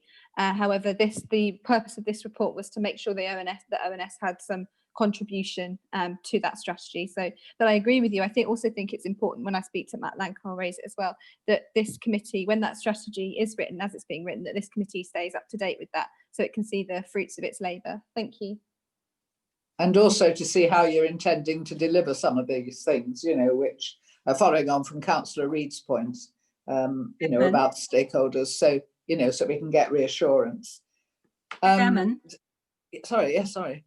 You told me to yell. I know you did. I'm sorry, Councillor Els, off you go. Is it my turn? Yes, I yes. I just wanted to say that I welcome anything that is going to help. The one thing that got me excited in this particular report was about the stopping cars parking on grass verges. And I just wonder whether, and I think I take the point that Councillor Gray made about not having put aside enough time. And if that's been referred to, I'm sorry, but my connection was dropped again during a couple of those earlier conversations on this. What you've got to remember, just from my own point of view, is that if you want to stop people parking on grass verges, you're probably going to involve JAG, you're probably going to involve Charm, and you're probably going to involve the Safer Waverley Partnership. So I think it's a huge, that particular element of this report is huge. And I've been trying for 9 years to stop people parking on our grass verges, and with all kinds of intervention. So I think it's something that if you're going to take it seriously, you need to give it some more thought, just on that one aspect. But apart from that, it's an interesting read and a good aim. Thank you. Does anybody else? Should we just look at page 75? You know, which is the sort of the first bit that is going to go forward, and then on the following page, you've got the sort of suggestions of other matters that have arisen as a result of this. So you've got the structure of the strategy. Does anybody wish to comment on that? Sorry, look at my screen again. Councillor Reid again. Thank you, Chair. I have a question that I'd like to suggest that we ask Councillor Williams, as the portfolio holder, how he sees this strategy fitting in with the environment portfolio he has, please. Thank you. Thank you, Councillor Reid. Councillor Williams, will you answer?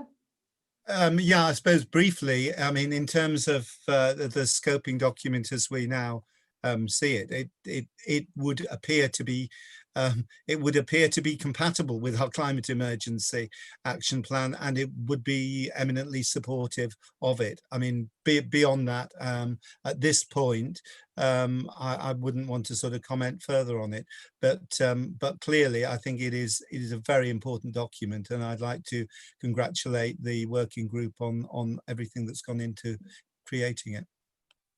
Could you answer a question from me, please, Councillor Williams, on biodiversity action plans? Waverley doesn't have one, does it, as such? No, as I say, the biodiversity policy is another specific strand, and as you said, earlier, Chair, it's very, very important that the various strands are joined up. And yeah, they actually come under an umbrella of responding to the climate emergency. Although not all biodiversity policies, for example, are actually about responding to a climate emergency in terms of carbon reduction, but they are about supporting and preserving the natural environment, which is, of course, a crucially important goal. Thank you very much. Councillor Darcy and I found ourselves at a meeting of the Farnham Biodiversity Action Plan, wearing totally different hats. But it was interesting there because people were pushing for trees, and the Surrey wildlife lady said, no, you don't want trees, you know. So it's getting this balance right, isn't it, in everything we do in the environment. You know, you can get swept along one path and discover it's not quite the right one. So it's, as you say, in joining it all up. Absolutely, it's getting the right trees and the right places, and you know, it's not just about purely planting trees. And actually, my disappointment, in a sense, is that the Surrey policy, which is a bold policy to plant 1.2 million trees, is a policy which is about planting 1.2 million extra trees. It is not about replacing the trees which Surrey County Council remove. And certainly, you know, some council operate like, for example, a 3-to-1 kind of replacement policy, and I think Surrey would have a lot to learn from that. It certainly would, but from an aeroplane, it's still a very treed. When we used to fly, you know, when you flew in, it's certainly got a lot of trees, but I take your point. I think we should be exemplary if we're going to be worth voting for. So have a look at that. Is everyone quite content with the recommendation that we agree the structure and the content with the notes that we've just mentioned, the questions we've asked? I'm sure Yasmin's captured all that. Could we just flick over and have a look at the bit on page 76, which are matters, I take it, that arose during the discussions, but don't fit neatly into the strategy. Have I got that right, Councillor Darcy? Yeah? Yes, you have, yeah. Right. So, because there are some recommendations there which affect us directly, particular 3C. And this is all to do with grass verges and whether or not we should add an item on grass verges. When you started your green spaces, I seem to recall a debate on green spaces parts, you know, what exactly was going to be included in green spaces. And it's always difficult to draw lines, isn't it? But there is a recommendation there about verges, and should we be looking at this in more detail as a committee? What does anyone think about that? Chairman. Oh, yes, certainly, Councillor Els. Thank you. As I said, it's a big subject. It goes on to say about the frequency of parking on grass verges, and that is a very big subject indeed. So, you know, I think I'll revert back to what I said earlier. That needs is a subject all on its own almost.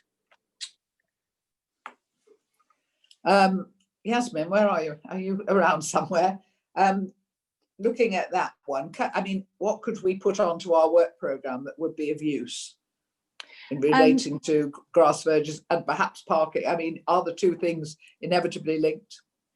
Well, we had the discussion at the working group about what the committee could do, but I think the group felt it was very important because it came out very strongly.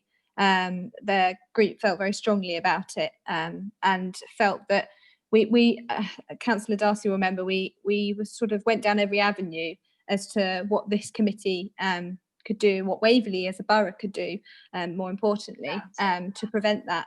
And whilst we don't have all the powers or many direct powers, I think Councillor Else has already alluded to, we have some sort of, we're involved with stakeholders in some sway, have some sway in different arenas. So I think the group felt that they wanted to have it on the agenda so the committee got its say on it. And then I suppose the discussion, whatever recommendations come out of that, will be passed on to the relevant partner organisation. I'd have to speak with Matt Lank and his team specifically about what exact powers we have, but I think that would form part of quite a well-rounded discussion at a committee meeting in the future. Right, we'll leave that with you then. Now I've got 4 hands. I never know whether these are sort of actual ones, but Councillor Reid, did you indicate again? Yes, sorry, I really omitted to thank Yasmin so much, because I think she is absolutely excellent for guiding us through any policy. I really commend her on that. And one of the bullet points, in fact, the last one of the business of our scrutiny committee says, we amplify the voices and concerns of the public. And this particular one on the grass verges is a very emotive point. And I hope that we can beat it out somehow. And we are providing, of course, a critical friend to the other committees. And so I think overall we are fulfilling our role in this. So thank you, Jasmine. And thank you, Councillor Reid, for saying that, because it's well worth saying. Councillor Gale? Yes, grass verges in my village of Whitley are a problem area, because people do park on the grass verges because there is no parking outside of houses. It's something we've tried to tackle many, many times with my parish council hat on, and it's always a no-go area for us. The grass verges get damaged and people have to keep parking on them because there is no other parking, unfortunately. Right, yes, there are some problems that are like this, aren't there? That, you know, you just don't, well, you just can't see an answer. But Councillor Gray, have you got anything to add to this? Yeah, it's the other, not directly relating to the strategy. I'd hate if some of these got lost. I mean, we've talked a lot about the grass verges, but the point about the Park and Country team being a contractor of first choice seems an extremely good suggestion in there. If you go on, the council produces a green space supplementary planning document, I would have thought that that's something that we could suggest is actioned, and the strategy is part of a supporting document for local plan part 1 is reviewed. Why can't it be put in local plan part 2? Is it totally out of court? That's being done at the moment. So I don't want to lose some of those points. They're extremely good. We spent quite a lot of time with 3C, and like I think it's Councillor Reid who basically covered, we also have great problems about parking on green spaces because of lack of parking. Sooner or later we're going to have to address that one, but it's not one that's going to come overnight. Have we got any planning persons still left? I think the officers are all gone, Chairman, but I can certainly pick up that point with them. I'll get back to. Oh, Zach's just reappears. I was going to say, no, please do continue, Andy. I'm very yeah. You carry on, Councillor MacLeod. I was just going to say I would pick up the point outside the meeting with Councillor Gray and take it to the planning officers. Are you content with that, Councillor Gray? Or yes. I mean, yes. Can we get perhaps from Zach some reassurance that of what we can do in local plan part 2, basically? Yes, I mean, I think what we need to do is to record that as part of our review of this that goes up, and actually to get Councillor MacLeod to get the executive to put some pressure behind some of those points, because they look as though some of them might be quicker wins. Okay, I'll take on doing that, Councillor Gray. Yeah, right. Okay. So you're quite happy with that, Councillor Gray. We'll leave it with Councillor MacLeod and yourself to, well, Councillor MacLeod to get the executive fired up, and the rest of us to get the officers fired up whenever we have an issue over that. Does anybody else want to add anything to this, or can we just agree the recommendations and commend the draft? I don't think we've got to do anything else to it, have we? Chairman, I was just going to say, Councillor Gray's point was one that the working group pushed, and Councillor Darcy will remember, pushed quite strongly. But obviously, I don't want to put words into Zach's mouth, so I do think it's the right way to go, to take it offline and discuss what's possible. Fine. I'm very happy. I'm very happy with that, on the basis that I don't want to say anything that was wrong. Graham's much more of an expert in these things than me, so I wouldn't want to say anything. My background's more in development management. Okay, well, we'll not put anybody on the spot. Thanks very much. Thank you. Does anybody wish to say anything else on the green spaces? Yasmin, have you recorded enough of our comments? Yes, Whoever's I've got those. recorded. Thank you. You've got, fine. So basically, we're on to the corporate performance, as far as I can see. So that's what Zach's been looking forward to all the time, I'm sure.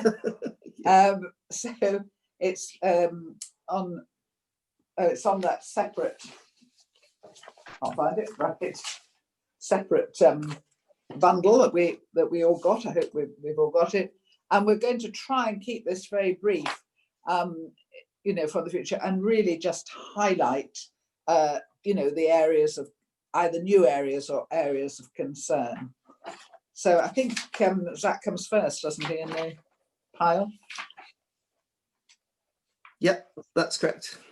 So as I say, we take it as read, but if you could highlight, you know, the key areas and certainly anything that's causing concern. Well, I mean, I think the key ones that I'd want to pick up on are really the reds on the performance indicators. I mean, that's no surprise to you, but especially LP 152, which is the major planning appeals allowed as the percentage of all major planning application decisions. It's the second quarter in a row that it's got above the 10% after a reasonable performance before that.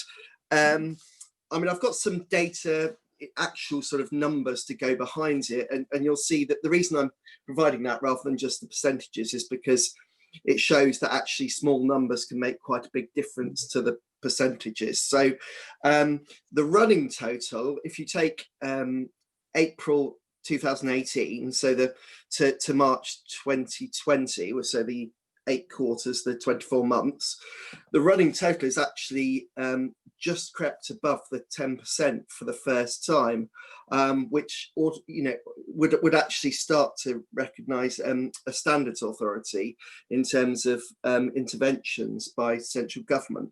The one saving grace, well, there are two saving graces on that. One is that the government hasn't actually announced that the scheme will continue on beyond 2020, and for the previous 2-year rolling period, we were fine.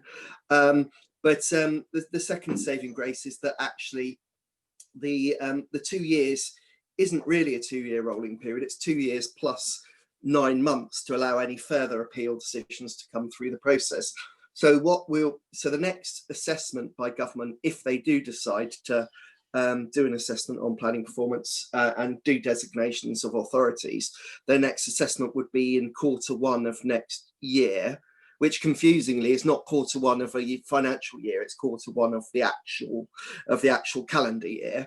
And basically that would be an assessment of the performance from 1st of April 2018 to 31st of December 2020. And so we do have, whilst we've just crept above the 10%, we do have 9 months in which to sort of turn it round, hopefully. But obviously, you've made the point earlier, Councillor Coburn, in terms of the absence of LPP2 and, you know, the touch and go around the 5-year housing land supply. And so we are vulnerable, and I'm not going to sit here and pretend everything's, you know, all rosy in the garden when there are these challenges. We need to be aware of them, and we need to do what we can to try and turn things round.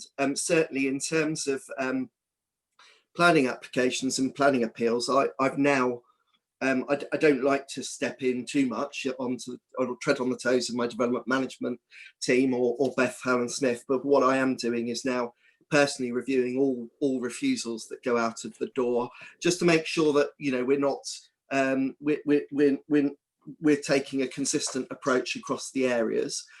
We're also having regular meetings within DM with the team leaders and the development manager to make sure there's a consistency there in approach, and also testing these major applications at an early stage.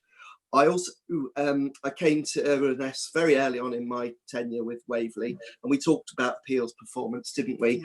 And one of the things we're very keen to sort of do more of is involve members in pre-application discussions on the major sites. I'll be honest that, you know, things have been slightly, I'm not using it as an excuse, but obviously the COVID situation has made it a little less easy to really involve you in that engagement. And actually the number of big schemes that have come through the system and big pre-apps has actually dropped off anyway. But that's still certainly something that I want to pick up on. I just want to sort of give you the comparison. So for the review that would have been done in Q1 of this year, when the government did it, we were on 8.5% as opposed to 10%, which is good, because it's still within the green there, because it's under the 10%, and that was based on 16 appeal. So that was based on 16 major appeals having major applications being won on appeal out of 187 applications in the previous. This sounds really crazy, but in the previous 33 months, the 2 years plus the 9 months, which is just about 8.5%. As I say, I've only done a 24-month assessment up to the end of March 2020, but that was 13 applications out of 128, so perilously close. It was 10.16%. But that doesn't mean we will be designated, but it means we need to be very cautious on that. Our percentage of all planning appeals is also concerning to me, not just the major ones.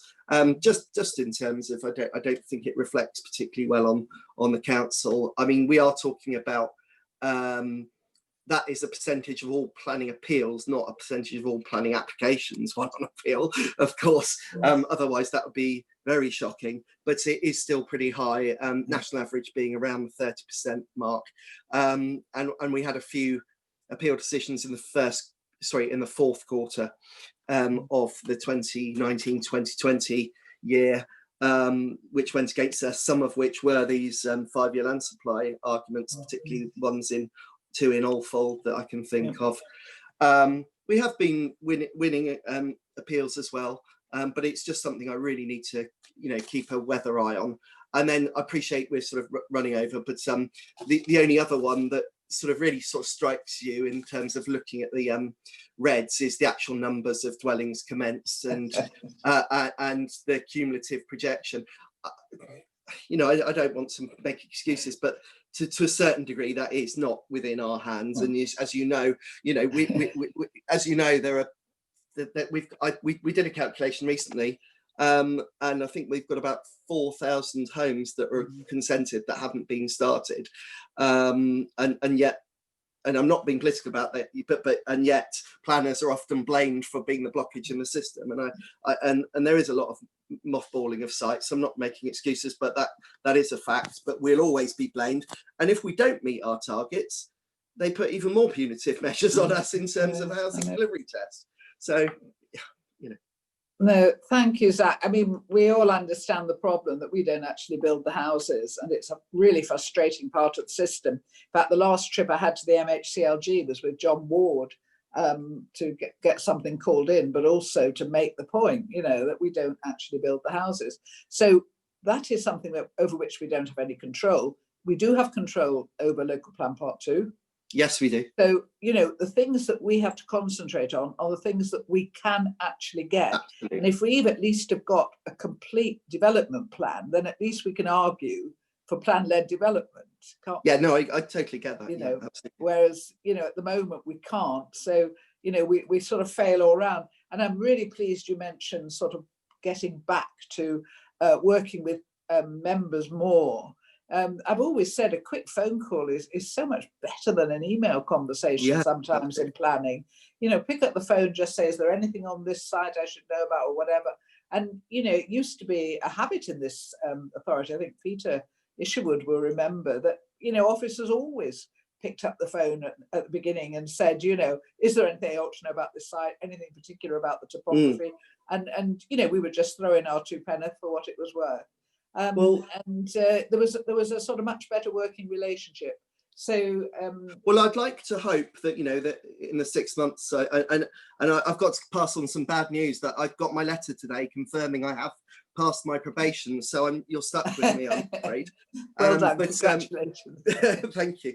I'd like to hope in that 6 months you'll see that I am open to those discussions, and I'm very much, it very much is around, and this isn't a criticism of officers. I've got a really good bunch of very knowledgeable, technically capable officers, but there are areas that need to be improved in terms of our communication, in terms of our customer care, and in terms of it's a culture change in terms of, you know, being more interactive and open to sort of discussing these things. And I think I feel confident about the future, and it must have been difficult for them.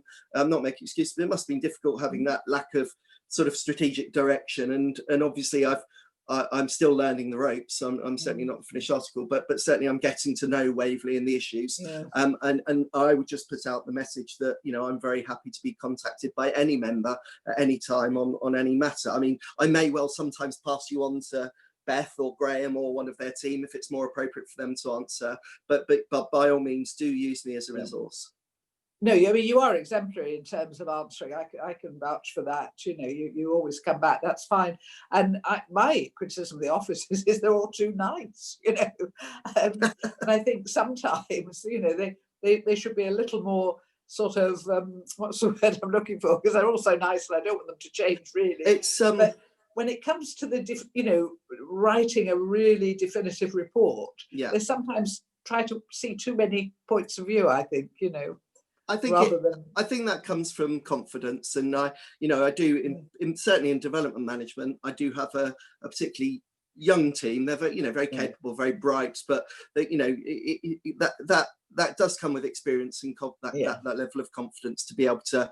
And you'll see that from me at committee. You know, I play everything with a straight bat, so I will always come back. I mean, last night it wasn't really worth going into too much detail on Walmead, but I will try and, you know, I will try and make the points so that members have the right level of information. But I mean, I think that's a fair point, and something I'll be working on with the officers. I want to develop the officers so they can, you know, so we can future-proof ourselves for the future. You know, ideally, you'd want to see people develop and move on. You know, within the council. And you and the officers do have our full support. I mean, we all want to get there, you know. I mean, we're all on the same side here and want to make good decisions and robust decisions. Because the other thing it appeals is we go in, and by the time we've got agreed matters, we're arguing on, you know, 2 really quite difficult to argue points. Not just the 5-year housing land supply, but something like ecology. And they get 2 or 3 experts who, you know, will swear blind that ants have got 4.5 legs or something, and you know, it's quite extraordinary, you know, what they will put in because they've got the money. So, you know, it's important that we start with a strong case as well as and I'm not going to pretend to you that that's going to get any easier in terms of money. If anything, you know, we need to cut down on our use of external consultants. I mean, regrettably, we've had to let Patrick Arthurs, you know, leave at the end of this month. He's a very good agency staff, but you know, just in terms of sustainability of the service, you know, it was unfortunately it was a necessary decision. He'll be missed. He'll be missed. He will. He told us off with such charm. Told us off, but he did it with such charm. Is there anything else from your report you'd like to highlight, or anything that any of the members would like to raise a question, or can we? I mean, I think just to say that, you know, just to repeat again, I think the feedback I'm getting, albeit they would say that to me, wouldn't they? But the feedback I'm getting from officers is they're feeling a lot more stable in terms of the future and understanding. I mean, we will be going through a transformation as part of the wide business transformation, and we do need to look at cutting our cloth accordingly to our budget. But I think that they're feeling more. They're feeling more that they've got a direction, as it were, or they will have a direction that won't be keep changing. Yeah, do assure them that we're on their side. Yeah, you know. but any questions? I'm happy the two to take sides of a coin, but you know, we are working together to get robust. Yeah, absolutely. And you know, are there any questions? I mean, yeah, certainly, I'm happy to take questions. I haven't got anybody wanting to ask a question at the moment, so I think we can possibly let you go. Thank you very much. Move on to Richard Homewood. Are you still there, Richard? Thank you, Chairman. Thank you, back councillors. Oh, thank you.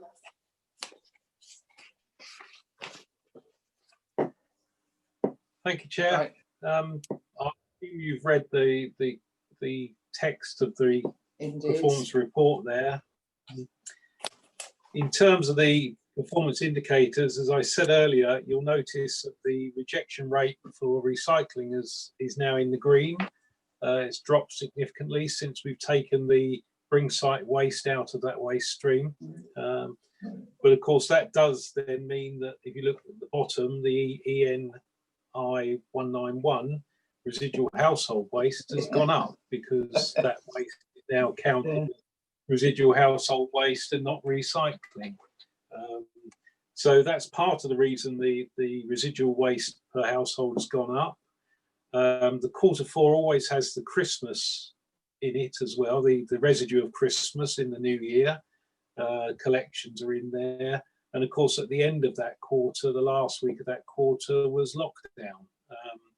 And looking on from there into the first quarter of the current year, dry mix recycling from households is up 22%, residual waste is up 11.7%, and food waste is up 12.2%.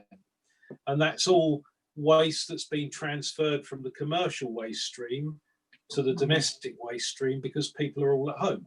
So the sandwiches and the food and the rubbish they used to generate at work is now in the domestic waste stream. So we expect to see that residual household waste go up further when we look at Q1 of the current year, because everybody's been in lockdown, generating a lot more waste at home, but no waste at work, obviously. So that's the consequence of lockdown.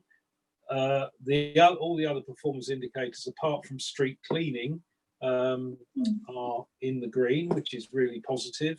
And we are working with BIFA to sort out some of the issues around street cleaning. Is it just sorry? Sorry, Chair. Sorry, Richard, I didn't mean to interrupt. I just wanted to know what the reason for it is. You know, is there a specific reason? There's no obvious reason for it. Part of it would have been possibly the end of leafing after Christmas. There was still a lot of leaves around.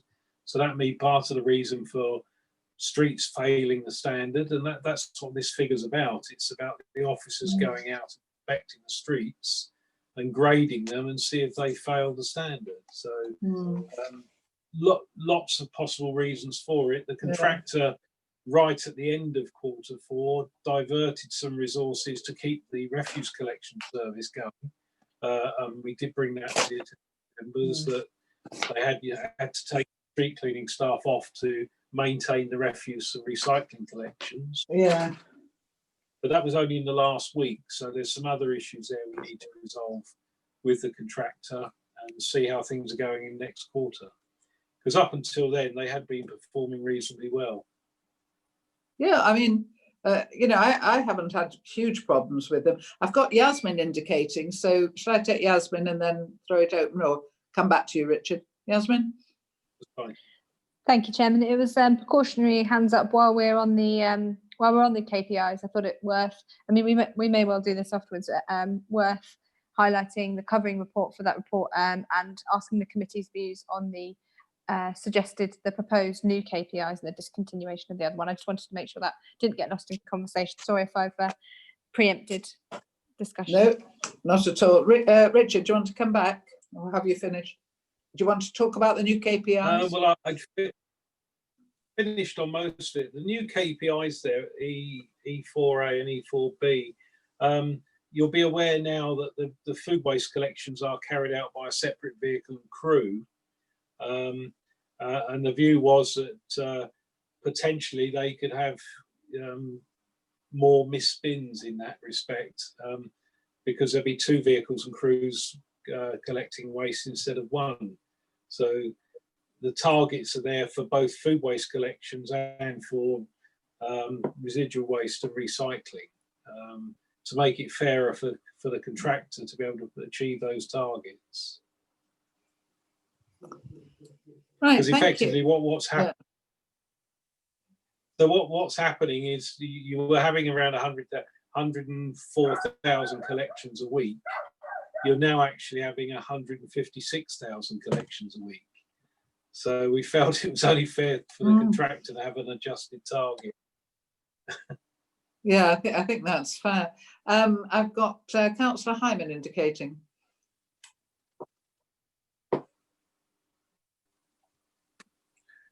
Good evening, Chairman.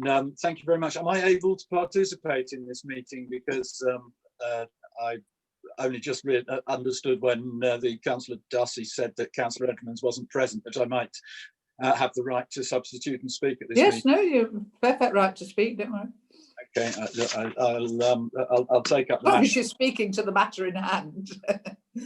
Yes, absolutely. I mean, I'm wondering where Ian, the 191 is going to be going, how big that's going to be next time that we see it. That could be a scary one for us. But to some extent, the question, what can we do about it? Could we, if we had a big push on recycling, how much impact would that have on this? Is it worth us doing it? I think it's got to be worth some consideration.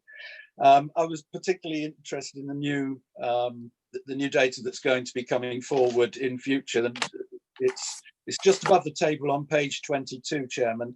Yeah. The proposed changes, you've got it in front of you, others may not. Number 3, the number of fly tipping incidents in a quarter, that's going to be data only. That will be interesting, but of course we're in the first quarter and we haven't got a set of figures for that. That's why it isn't in the table, I assume, because it's a new one that was only brought in and we're still in the first quarter of that.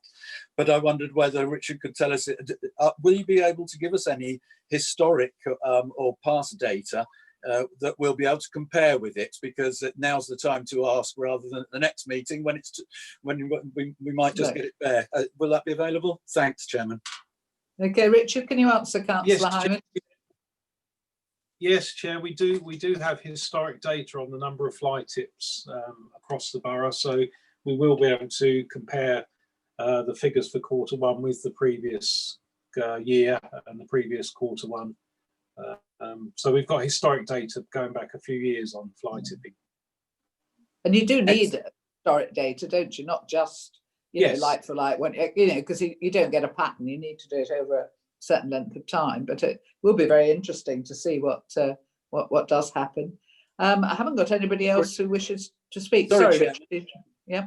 Sorry, Chairman, it's Councillor Hyman again. Yes, the other thing I wanted to ask was, fine. We've just spoken about E4 becoming E4A and B to split the two up. And I think we all understand that fine. But it's changed from E4 had per 104,000. It's gone down to per out of 100,000, but Richard's just said we've got 106,000. So me being numerically confused, and I'm sure you've picked that up as well. Are we doing this so percentages are easy? I suppose the question, or yeah. The current information is that there are around 52,000 households in the borough. And that's where the 104,000 figure comes from, because there's 2 collections a week from those properties. But when you give performance data through to DEFRA and other people, they want it per 100,000. And I think it was a mistype in there and a misunderstanding that some people were referring to the number of collections we make in a week's period, whereas what we should be quoting as a performance figure is per 100,000, because every other authority does per 100,000. So you can then compare with other authorities.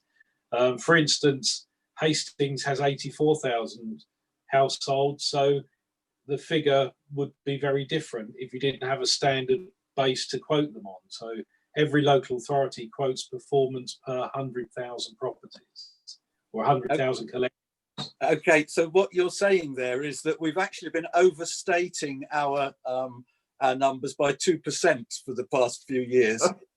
Is that right? Is that or understating? No, but we've fixed it. We're fixing it, and that's all that matters. Yeah. Yeah. We've been quoting the figures per 100,000. We've just been typing 104,000 in this table. Right. I think the important thing is that we understand where we're going on this. So, Councillor Hammond, can I take Councillor Darcy?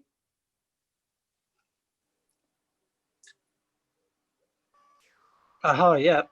I was going to say that the fly tipping figures will be particularly relevant, going back to what Councillor Else said, to the closing of the bring sites, because clearly if that has an adverse impact on fly tipping, then it'd be very useful to be able to flag it up early so that we can do something about it. So I was just going to say it would be useful to get the historical figures so that we can monitor that.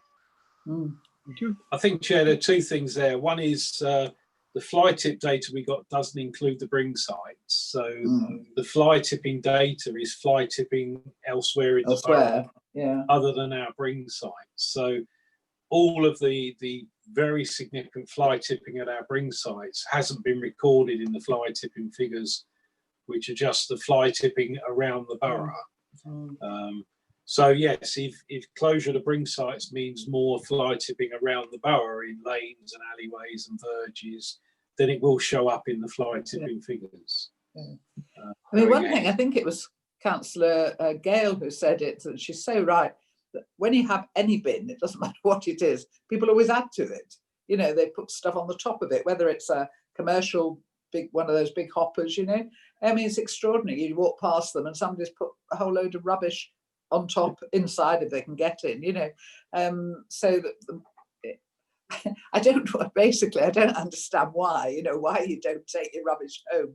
But somebody will eventually explain it to me. But there just seems to be this desire, you know, to, if you see a bin, it's a bit like if you see a queue, join it. If you see a bin, you know, add to the litter on it. And I don't understand the mentality. Richard, do you wish to say anything else, or has anybody else got a question for Richard? I think I've said enough, Chair. Well, I think it was all very clear, and we look forward to these new KPIs and seeing how they develop. Yasmin, you wanted to come back? Sorry, I keep doing a preemptive hands up. It's just to say something before the meeting closes. Right, okay. Well, we're getting to that stage, are we not? You'll notice that we haven't really looked at the forward work programme with COVID. We just didn't really feel that, you know, that we can look at any item other than ones that are absolutely imperative at the moment. So basically that is on hold. I don't know whether Yasmin wants to add anything more to that. I think not particularly, Chairman. We've got our next meeting in September, so as always, I'll stay in touch with you and the Vice Chair to make sure that all the necessary items come to the committee when they can. Thank you. I think, you know, we've all waiting now, aren't we, really, for the recovery and how we're getting out of this and what money is going to be available for anything. I mean, it's such an unknown. And we also don't know in September where we'll all be, whether it will be another Zoom meeting, which I hope not. I don't like them, I have to be honest.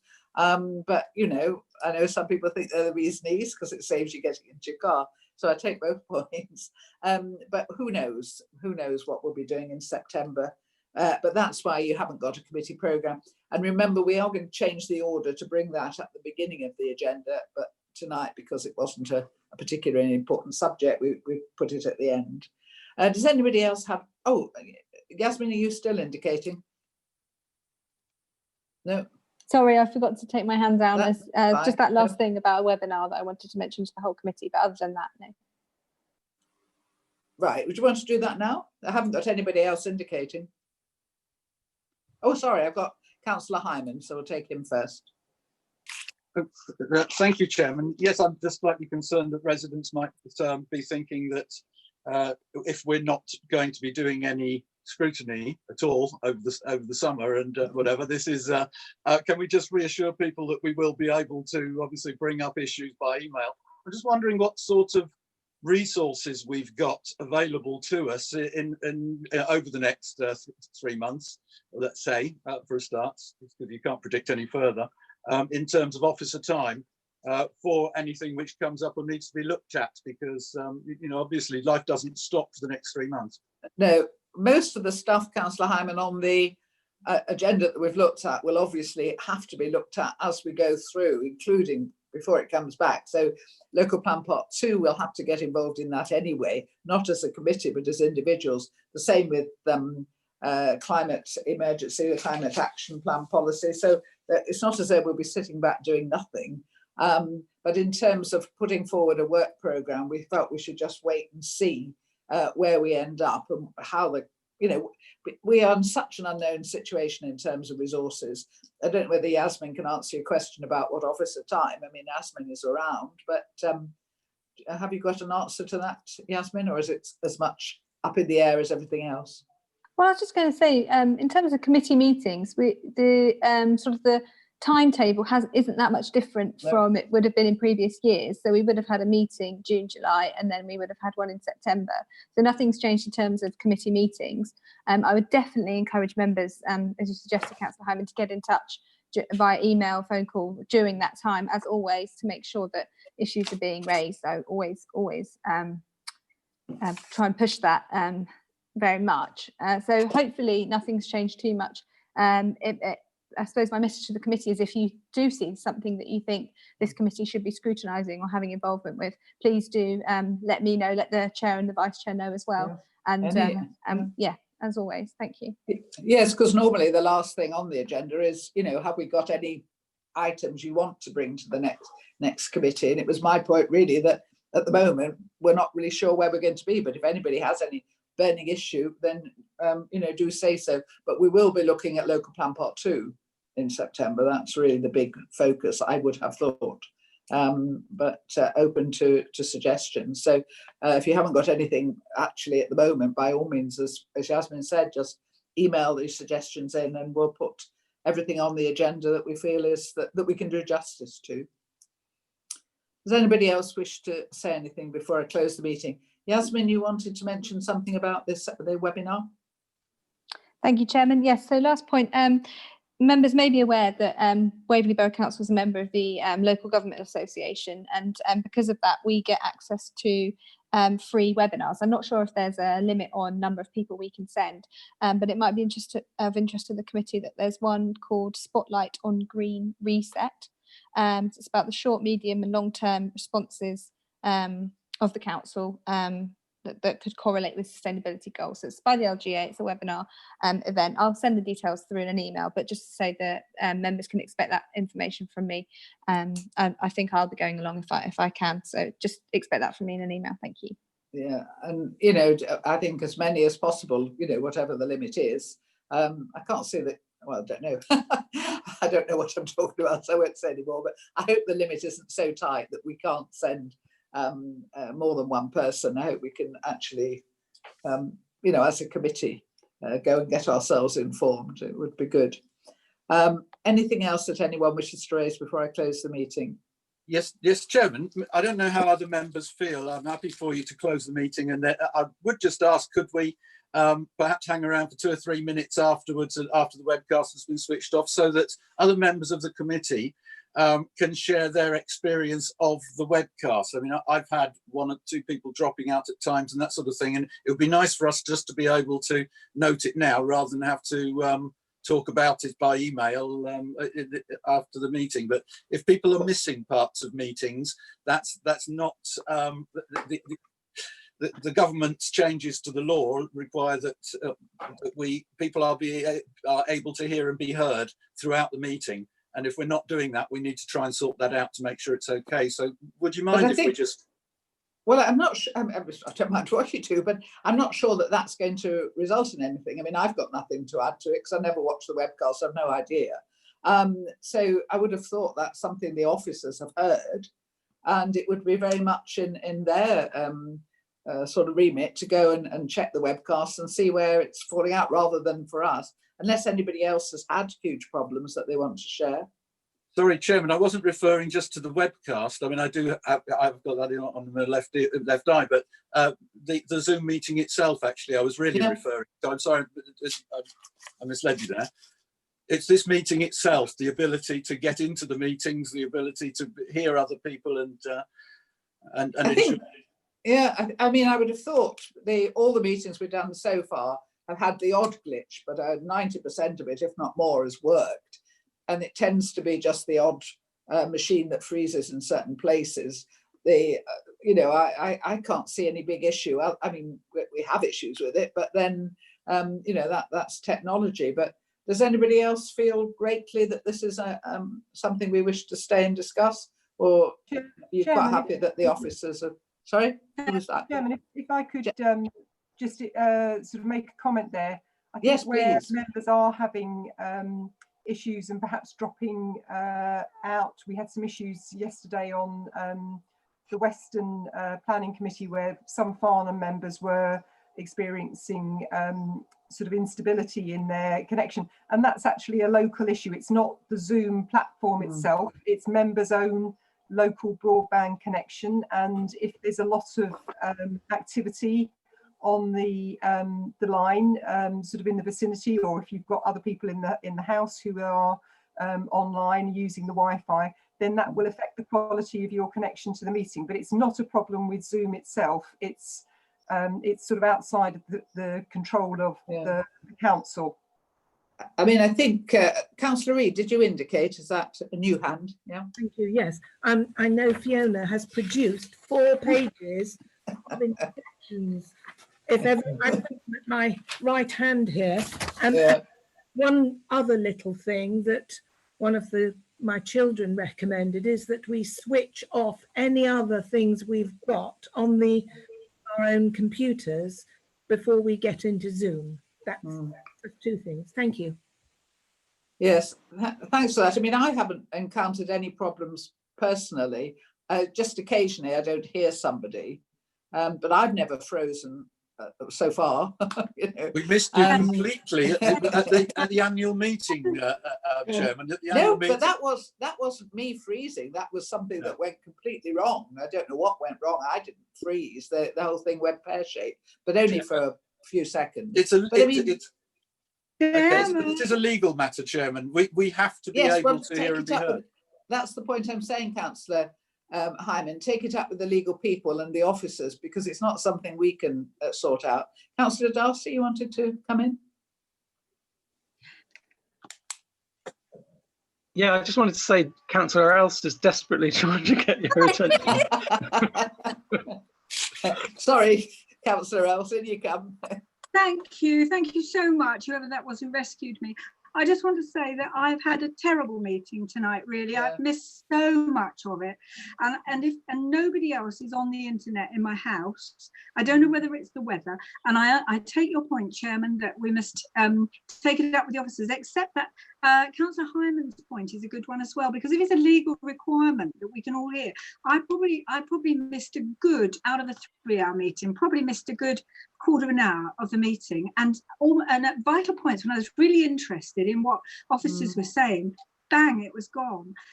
So it is an issue, and I don't know what can be done about it, if anything. And so if it's a legal requirement that we all hear everything all the time, then only if we're making decisions, you know. Right. So yes, well, you see, have we made decisions today?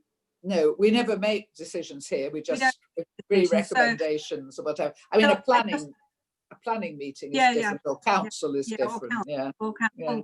But if this happens to me in a full council, I mean, I don't know what I do. But it was very, very uncomfortable, the whole thing for me. So that's what I just wanted to say that. And I'm sorry if I was disruptive, but it wasn't. No, not at all. And I just, hope that this is the last Zoom we have to do for the ONS, but who knows? And if we have to do another one, I hope you have better luck. But, it's one of those platforms that seems to work well for some people in certain areas and not well for others. And one person who always has problems is David Harmer over in Hazelmere. Whenever he's on, you can never hear him on local committee places. So there's obviously these local elements to it. It's very annoying, certainly from people like Councillor Elsa's point of view.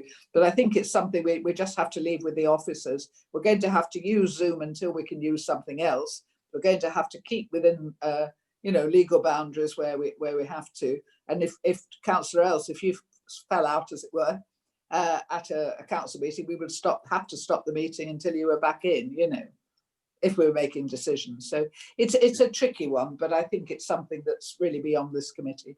So hang on a minute, we've got loads of people suddenly indicating.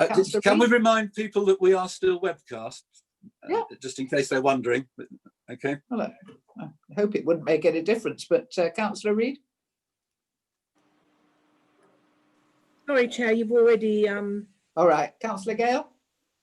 Yeah, I just wondered, you were saying about if we're making decisions, but if the committee is still quorate, could it not go ahead and make the decision if people have dropped out? Yeah, certainly our committee can, but not, I think there's different rules. I mean, there's always been stricter rules on planning, that if you don't hear the whole thing, you can't make a decision. So, there's different rules slightly, but, I think an ONS committee, it's fine if we're quorate. I don't think there'd be any issue there.